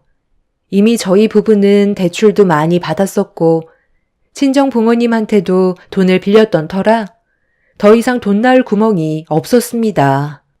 조금만 더 하면 될 것 같았는데도 잘 안 되니까 남편도 많이 답답했는지 시댁에 찾아가 도와달라고 사정을 했었죠. 하지만 어차피 망한 거 돈만 날린다면서 10원짜리 하나 도와주지 않으셨어요. 그때 남편과 저는 시댁 식구들에게 많은 실망을 하게 되었고 나중에 저희가 잘 되더라도 절대로 도와주지 않겠다는 결심을 하게 되었습니다. 이런 위기에 남편과 제가 할 수 있는 건 두 발로 뛰는 것밖엔 없었어요. 어차피 망하게 될 거라면 음식들은 전부 다 폐기 처리를 해야 되기 때문에 그럴 바엔 차라리 저희 가게를 알리기 위한 하나의 도구로 사용하기로 했었죠. 마지막 발버둥이었고 저희 부부는 전단지와 함께 술과 함께 할 수 있는 안주거리를 만들어 각 집마다 돌아다니면서 전부 나눠 드렸습니다. 술집에서 안주 하나 시키다 보면 나중에 결제할 때 몇만 원이 나오잖아요. 저희는 부담스러운 가격을 확 낮췄고 굳이 나와서 술집에 가지 않아도 집에서 간단히 저희가 준비한 음식들로 간편하게 해결할 수 있다는 장점을 살려 저희 가게를 모르는 지역 분들에게 계속해서 알렸습니다. 그렇게 되자 어느덧 배달 전화가 한두 통 오게 되었고 저희 부부가 계획했던 대로 조금씩 일이 잘 풀리기 시작했어요. 거의 1년은 남은 거 없이 전부 다 퍼줬었죠. 이런 노력이 결국 좋은 성과를 가져오게 되면서 처음엔 작게 시작했던 사업이 점점 더 크게 확장이 되었습니다. 저희가 잘 되자 아주버님이 그걸 보고 배가 많이 아프셨는지 본인들도 해보겠다며 장사를 시작한다고 도와달라고 했지만 과거에 저희 부부한테 위기가 찾아왔을 때 도와주지 않았던 아픔들 때문에 일절 도움을 주지 않았어요. 시부모님께서도 아주버님을 도와주는 게 좋겠다고 하셨지만 저희는 그렇게 하지 않았었죠. 도와줬어도 아주버님은 준비 없이 무작정 시작했기 때문에 망하는 건 당연했었어요. 그런데 이 모든 걸 저희 부부에게 탓을 돌렸고 서로의 감정이 안 좋았던 상태라 연락도 하지 않고 지냈었죠. 시부모님께서도 집안의 장남이라고 아주버님 편만 들지 저희가 받았던 상처에 대해서는 조금도 생각해주지 않았습니다. 그렇게 되자 시댁에 가는 발길도 끊어버리는 상황까지 오고 말았습니다. 얼굴 안 보고 지내는 게 오히려 더 행복한 생활을 유지할 수 있었죠. 그리고 이런 생활을 유지하며 살아오던 도중에 부모님께서 갑작스런 사고로 세상을 떠나시게 된 거였고 시모는 장례식장에 오자마자 저에게 마음을 곱게 쓰지 못해서 벌을 받게 된 거라며 상처되는 말을 꺼내셨던 거였어요. 안 좋은 관계를 유지하면서 살아왔던 만큼 격한 싸움이 벌어졌었고 장례식장에서 한바탕 난리를 친 다음 시댁 식구들은 돌아가게 되었죠. 부모님께서 세상을 떠나신 것도 충격인데 시댁 식구들까지 난리를 치고 가니 제가 버틸 수 있는 상태가 아니었어요. 그렇게 한참 동안 부모님의 영정 사진을 바라보면서 오열을 하다 지쳐 잠이 들었고 남편도 많이 힘들었는지 제 옆에서 잠깐 눈을 붙였었는데 갑자기 무언가 차가운 것들이 제 머리 위로 쏟아져 내렸어요. 너무 놀라 벌떡 일어나 고개를 들어 올리자 집으로 돌아가신 줄 알았던 시모가 다시 나타나 큰 봉지 안에 들어있던 각 얼음을 제 얼굴에 뿌려대고 있었습니다. 갑자기 들어오셔서 지금 뭐 하시는 거예요? 왜 얼음을 제 머리 위로 쏟으시는 건데요? 뭐하러 또 오신 거예요? 저희는 어머님 얼굴 보고 싶지 않다고요. 네가 제정신이 아닌 것 같아. 걱정돼서 정신 좀 차리라고 마트에서 얼음 한 봉지 사다가 머리에 뿌려준 건데 뭐가 잘못됐니? 부모가 세상 떠났는데 잠이나 자고 있으니 사돈 분들이 얼마나 마음이 아프겠어? 장례를 치르려면 똑바로 해야 될 거 아니야? 조금 있다가 사람들 올 거니까 정신 똑바로 차리고 있어라.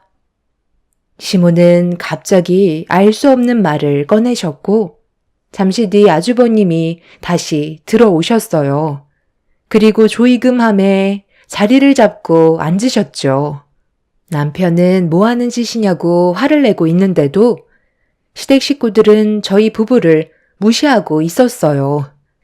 그리고 뒤이어 모르는 분들이 저희 부모님 장례식장에 들어오셨고 시모의 안내를 받아 조의를 표하시더니 식사까지 하고 계셨습니다.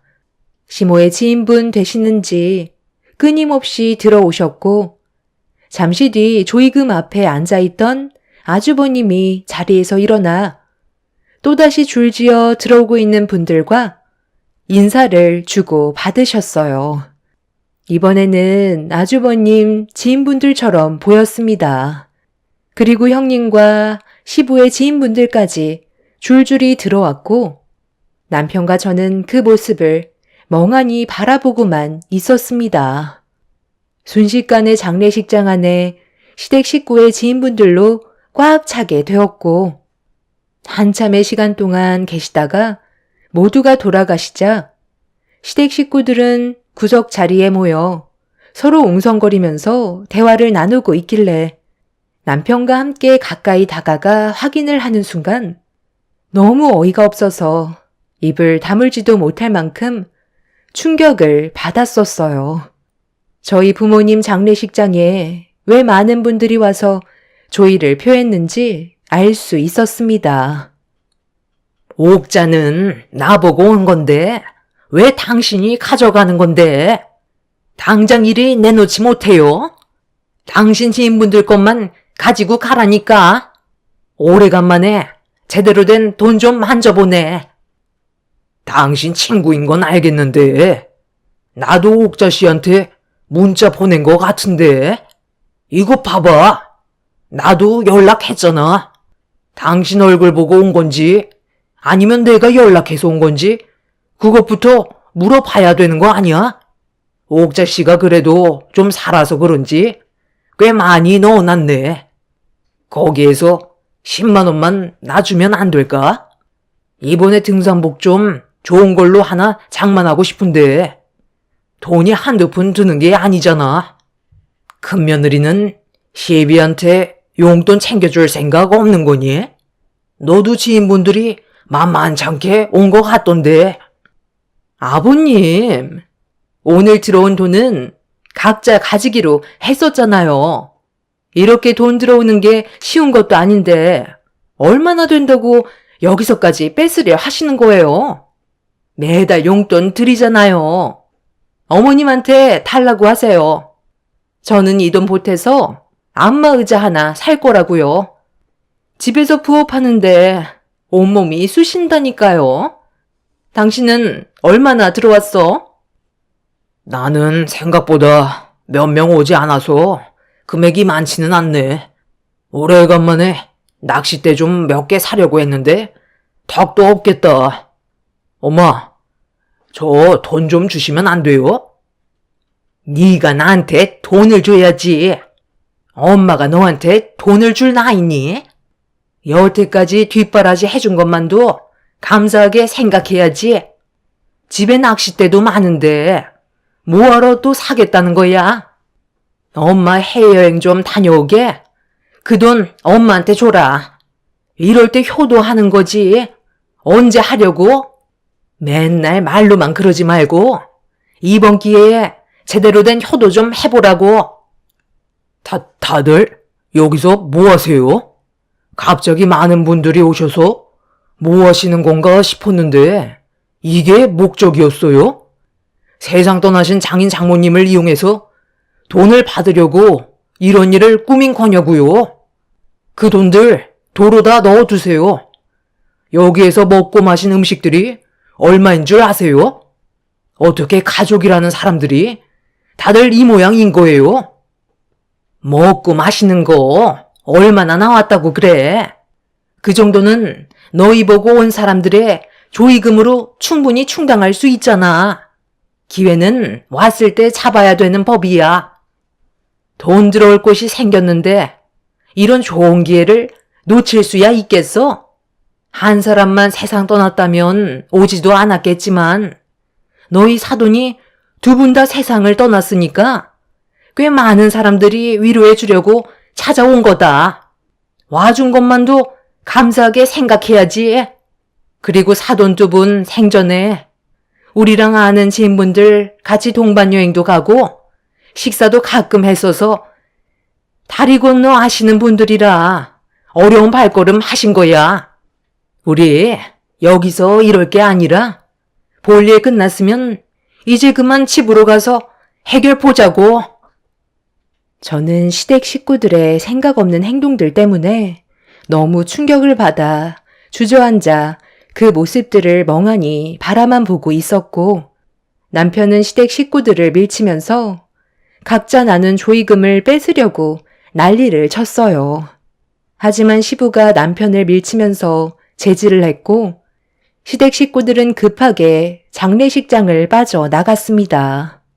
저희 부모님의 장례를 이용해 돈 벌 생각을 한 그 사람들을 용서해 주고 싶지 않았어요. 더 이상 인간들이 아니라고 생각했고, 부모님의 합동 장례가 끝이 나면 2번 다시는 얼굴을 보고 싶지 않았습니다. 그렇게 저희 부모님의 장례를 힘겹게 끝을 낼 수 있게 되었고, 시댁 식구들과의 연락은 전부 차단했어요. 앞으로 어떠한 도움을 요청한다 해도 조금도 도와주지 않을 생각이었죠. 시댁 식구들 또한 저희 부부에게 더는 연락이 오지 않았고, 그렇게 2년이라는 시간이 흘러버렸습니다. 부모님이 세상 떠나신 지 2년이 넘어가는데도 실감이 나지 않더라고요. 부모님과 함께했던 동네만 지나쳐도 생각이 나서 저도 모르게 눈물이 날 정도로 시간은 더 필요했어요. 부모님께서 세상을 떠나시기 전에 남편과 좋은 관계를 유지해 와서 그런지 저처럼 같은 아픔을 느끼고 있었죠. 그래도 산 사람은 살아야 되기 때문에 하루하루 열심히 살았었어요. 아이들도 하루가 다르게 자랐고, 그래도 가족끼리 좋은 추억도 많이 만들려고 정말 많이 노력하면서 살아왔습니다. 아이들은 저만 바라보면서 살아오기 때문에 부모를 떠나보낸 슬픔을 가지고 계속 살아갈 수는 없었죠. 이런 삶을 유지해 오면서 사는 동안 저희는 체인점도 몇 개 오픈하게 되었고, 안정적으로 가게 운영을 할 수 있었어요.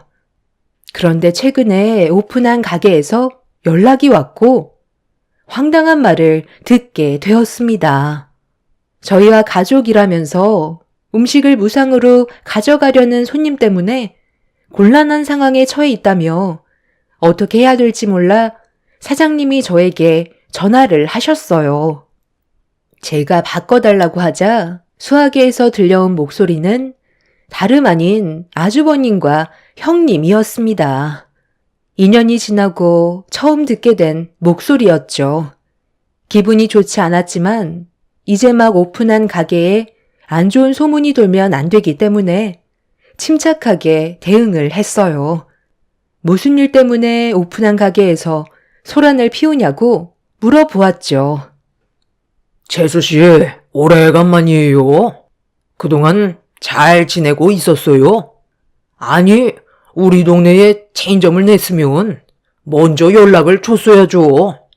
한잔하고 집에 들어가려는데 재수씨 가게가 딱 보이길래 너무 놀라서 들어와 보니까 알고 보니 체인점이더라고요. 요즘 상당히 잘 나가나 봐요. 저희는 매일이 아주 죽을 맛인데 혼자서 잘 먹고 잘 살면 좋아요. 맨날 술 생각나면 여기 와서 먹어도 되는 거죠. 가족이니까 여기에 있는 음식들은 전부 무상으로 먹어도 되는 거잖아요. 새로운 지역으로 이사와서 적응하는데 시간이 좀 걸렸었는데 여기서 재수씨 가게를 보게 될지는 정말 몰랐네요. 그런데 이 사장이 내가 가족이라고 했는데도 음식값을 지불해야 된다고 하잖아요. 그런 말을 들었는데 화가 안 나겠어요? 이왕 이렇게 된 거 몇 개 더 시켜 먹는 게 좋겠네. 그렇게 해도 괜찮은 거죠? 나도 할 말이 있으니까 좀 바꿔줘 봐봐. 여보세요? 동서, 나야. 그동안 잘 지내고 있었지?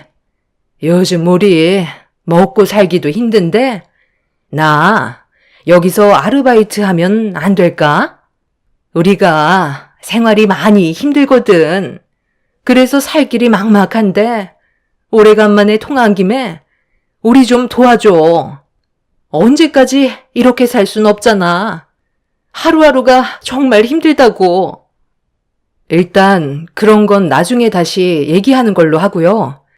이제 막 오픈한 가게이기 때문에 거기에서 그러지 말고 나오세요.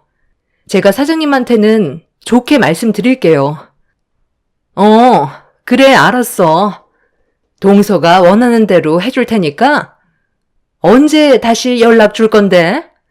나 내일부터 여기 와서 일하면 되는 거야? 미리 돈부터 당겨주면 안 될까? 갑작스럽게 연락을 하게 된 형님 내외는 어이없는 말들을 늘어놓고 있었죠. 둘 다 술에 취해서 혀까지 꼬여서는 제대로 말도 못하길래 일단 대충 둘러대고 돌려 보냈습니다. 이런 상황을 남편도 듣게 되었고 저희는 다음날 새로 오픈한 가게로 출근을 했어요. 그렇게 장사 준비를 도와주고 있는데 전날에 저와 통화한 걸 잊지 않고 기억하고 있었는지 형님 내외가 가게 문을 열며 들어오고 있었습니다. 그런데 뒤이어 또다시 마주하게 된 시부모님이 들어오셨어요. 두 번 다시 마주치고 싶지 않았던 사람들과의 끈질긴 인연 때문에 너무 짜증이 몰려왔어요. 좋은 기억도 없고 그동안 며느리로 살면서 온갖 상처를 받았던 저는 그 사람들을 좋은 시선으로 바라볼 수는 없었죠. 저와 남편은 아무 말도 하지 않고 시댁 식구들을 바라보고 있는데 시모가 갑자기 양팔을 걷어붙이더니 주방으로 들어가셨어요. 사장님은 당황해서 저에게 도움을 요청했고 제가 나오시라고 했는데도 시모는 주방에서 사장님이 만들던 음식을 대신하고 있었죠. 일단 나오시라고 했잖아요. 왜 제 말을 무시하시는 거예요?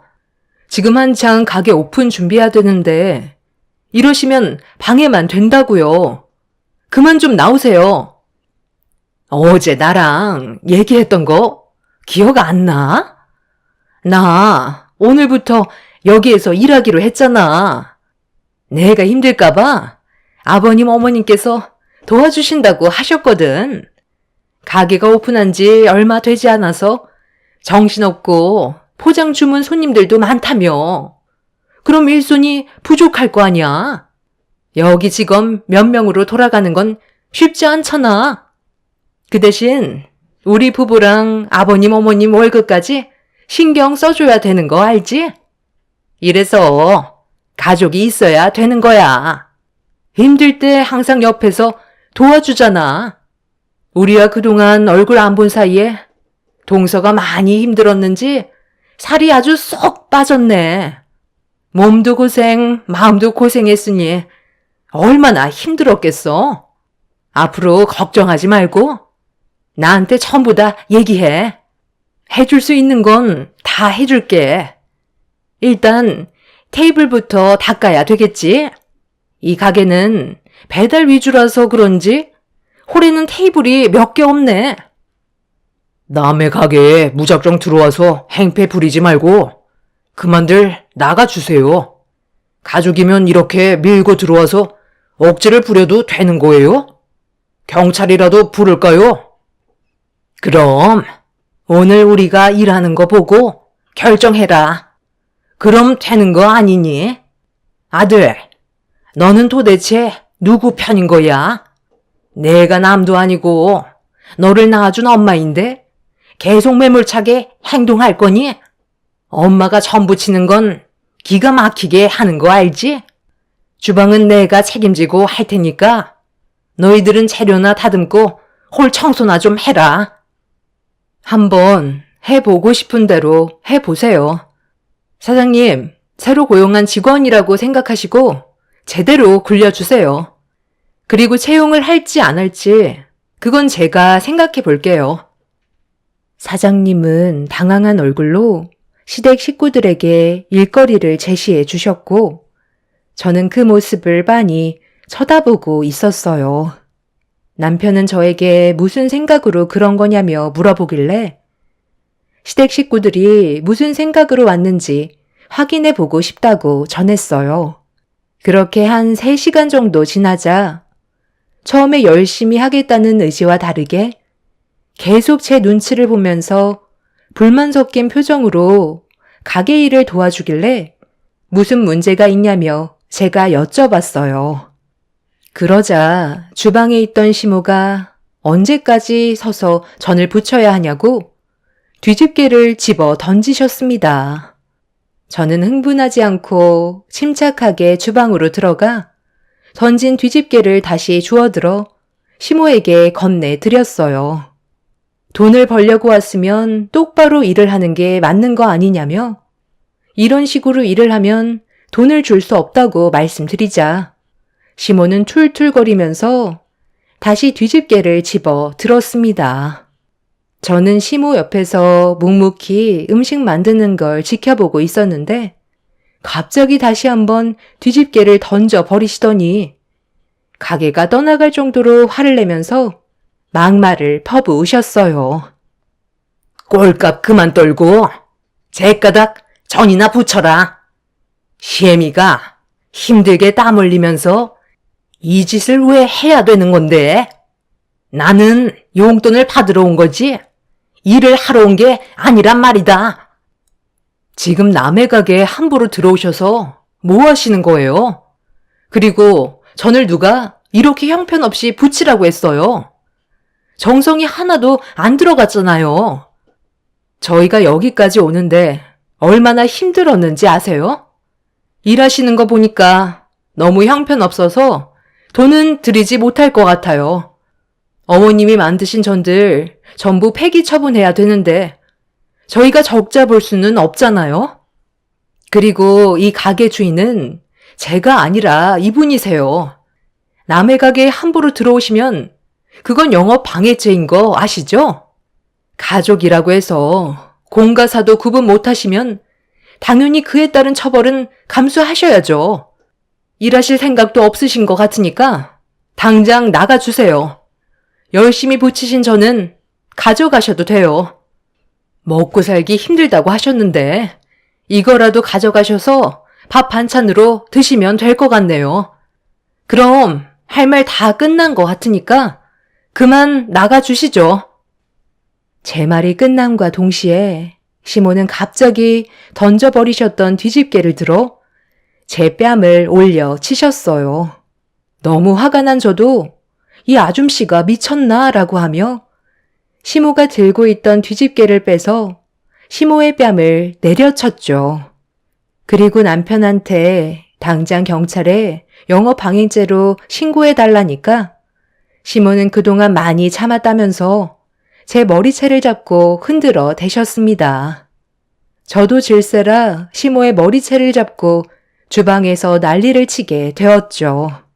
남자들이 저와 시모를 겨우 뜯어 말렸고 형님은 흥분해 있는 시모를 진정시키고 있었는데 시모가 분이 안 풀리셨는지 오늘 날 잡았다면서 싱크대에 있던 손잡이 달린 바가지를 들어 펄펄 끓는 튀긴 기름을 한가득 퍼올렸어요. 남편은 크게 다칠지도 모른다면서 내려놓으라고 했지만 시모는 이미 이성을 잃어버렸죠. 제가 시모를 뚫어지게 쳐다보고 있자 두 번 다시 앞을 못 보게 할 줄 알라며 바가지에 담겨있던 기름을 뿌리려는 순간 미끄러운 바닥에 중심을 잡지 못한 시모는 들어 올렸던 바가지를 하늘 높이 들어 올렸고 넘어지지 않기 위해 버티면서 한쪽 팔로 형님의 손을 잡아 끄는 순간 줄줄이 넘어지면서 주방에 있던 시댁 식구들의 얼굴에 기름이 한가득 쏟아져 버리고 말았습니다. 펄펄 끓고 있던 기름이었기 때문에 시댁 식구들의 얼굴에 닿는 순간 치익거리며 피부가 익는 소리와 함께 모두들 비명을 질렀어요. 그 사이 경찰들이 가게로 들어왔고 충격적인 광경을 보게 된 경찰은 서둘러 119에 신고를 해서 시댁 식구들을 응급실로 옮겼습니다. 저희가 어떻게 된 상황인지 알려드리기 위해 가게 내부에 있던 CCTV를 보여준 뒤 전부 다 설명을 해줬죠. 저희 잘못이 아니라는 걸 알게 된 경찰분들은 시댁 식구들이 치료가 끝나면 추가적인 조사를 진행하겠다는 말을 끝으로 돌아가게 되었고, 남편과 저는 어질러진 가게를 전부 다 치웠습니다.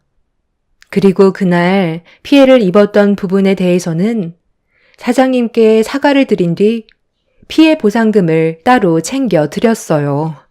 그렇게 가게 일을 정리한 다음 남편과 함께 늦은 시간이 되어서야 병원에 도착할 수 있었고, 이미 치료가 끝났는지 병실로 옮겨졌길래 들어가 시댁 식구들의 상태를 확인하는 순간 생각보다 심각해진 상황에 저는 인상이 찌푸려지고 말았습니다.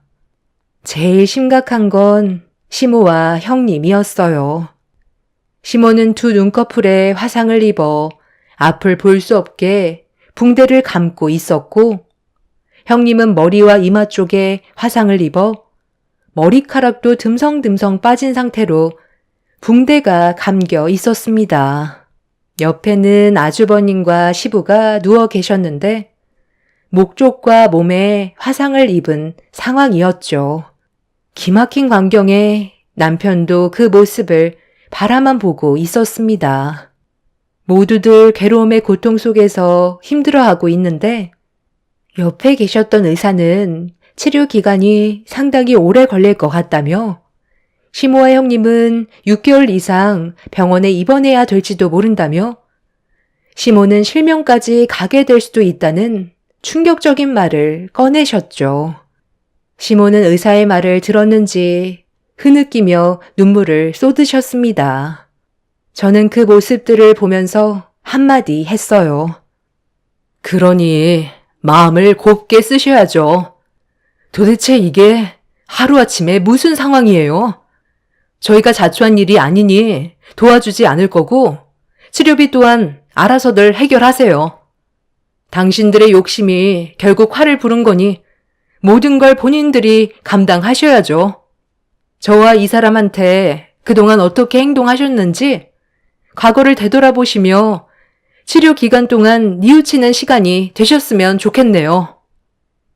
시부와 아주버님은 몸에 화상을 입었는데도 입은 살아 있으셔서 참회를 하시는 말보단 가족들끼리 어떻게 그럴 수 있냐고 화를 내셨습니다.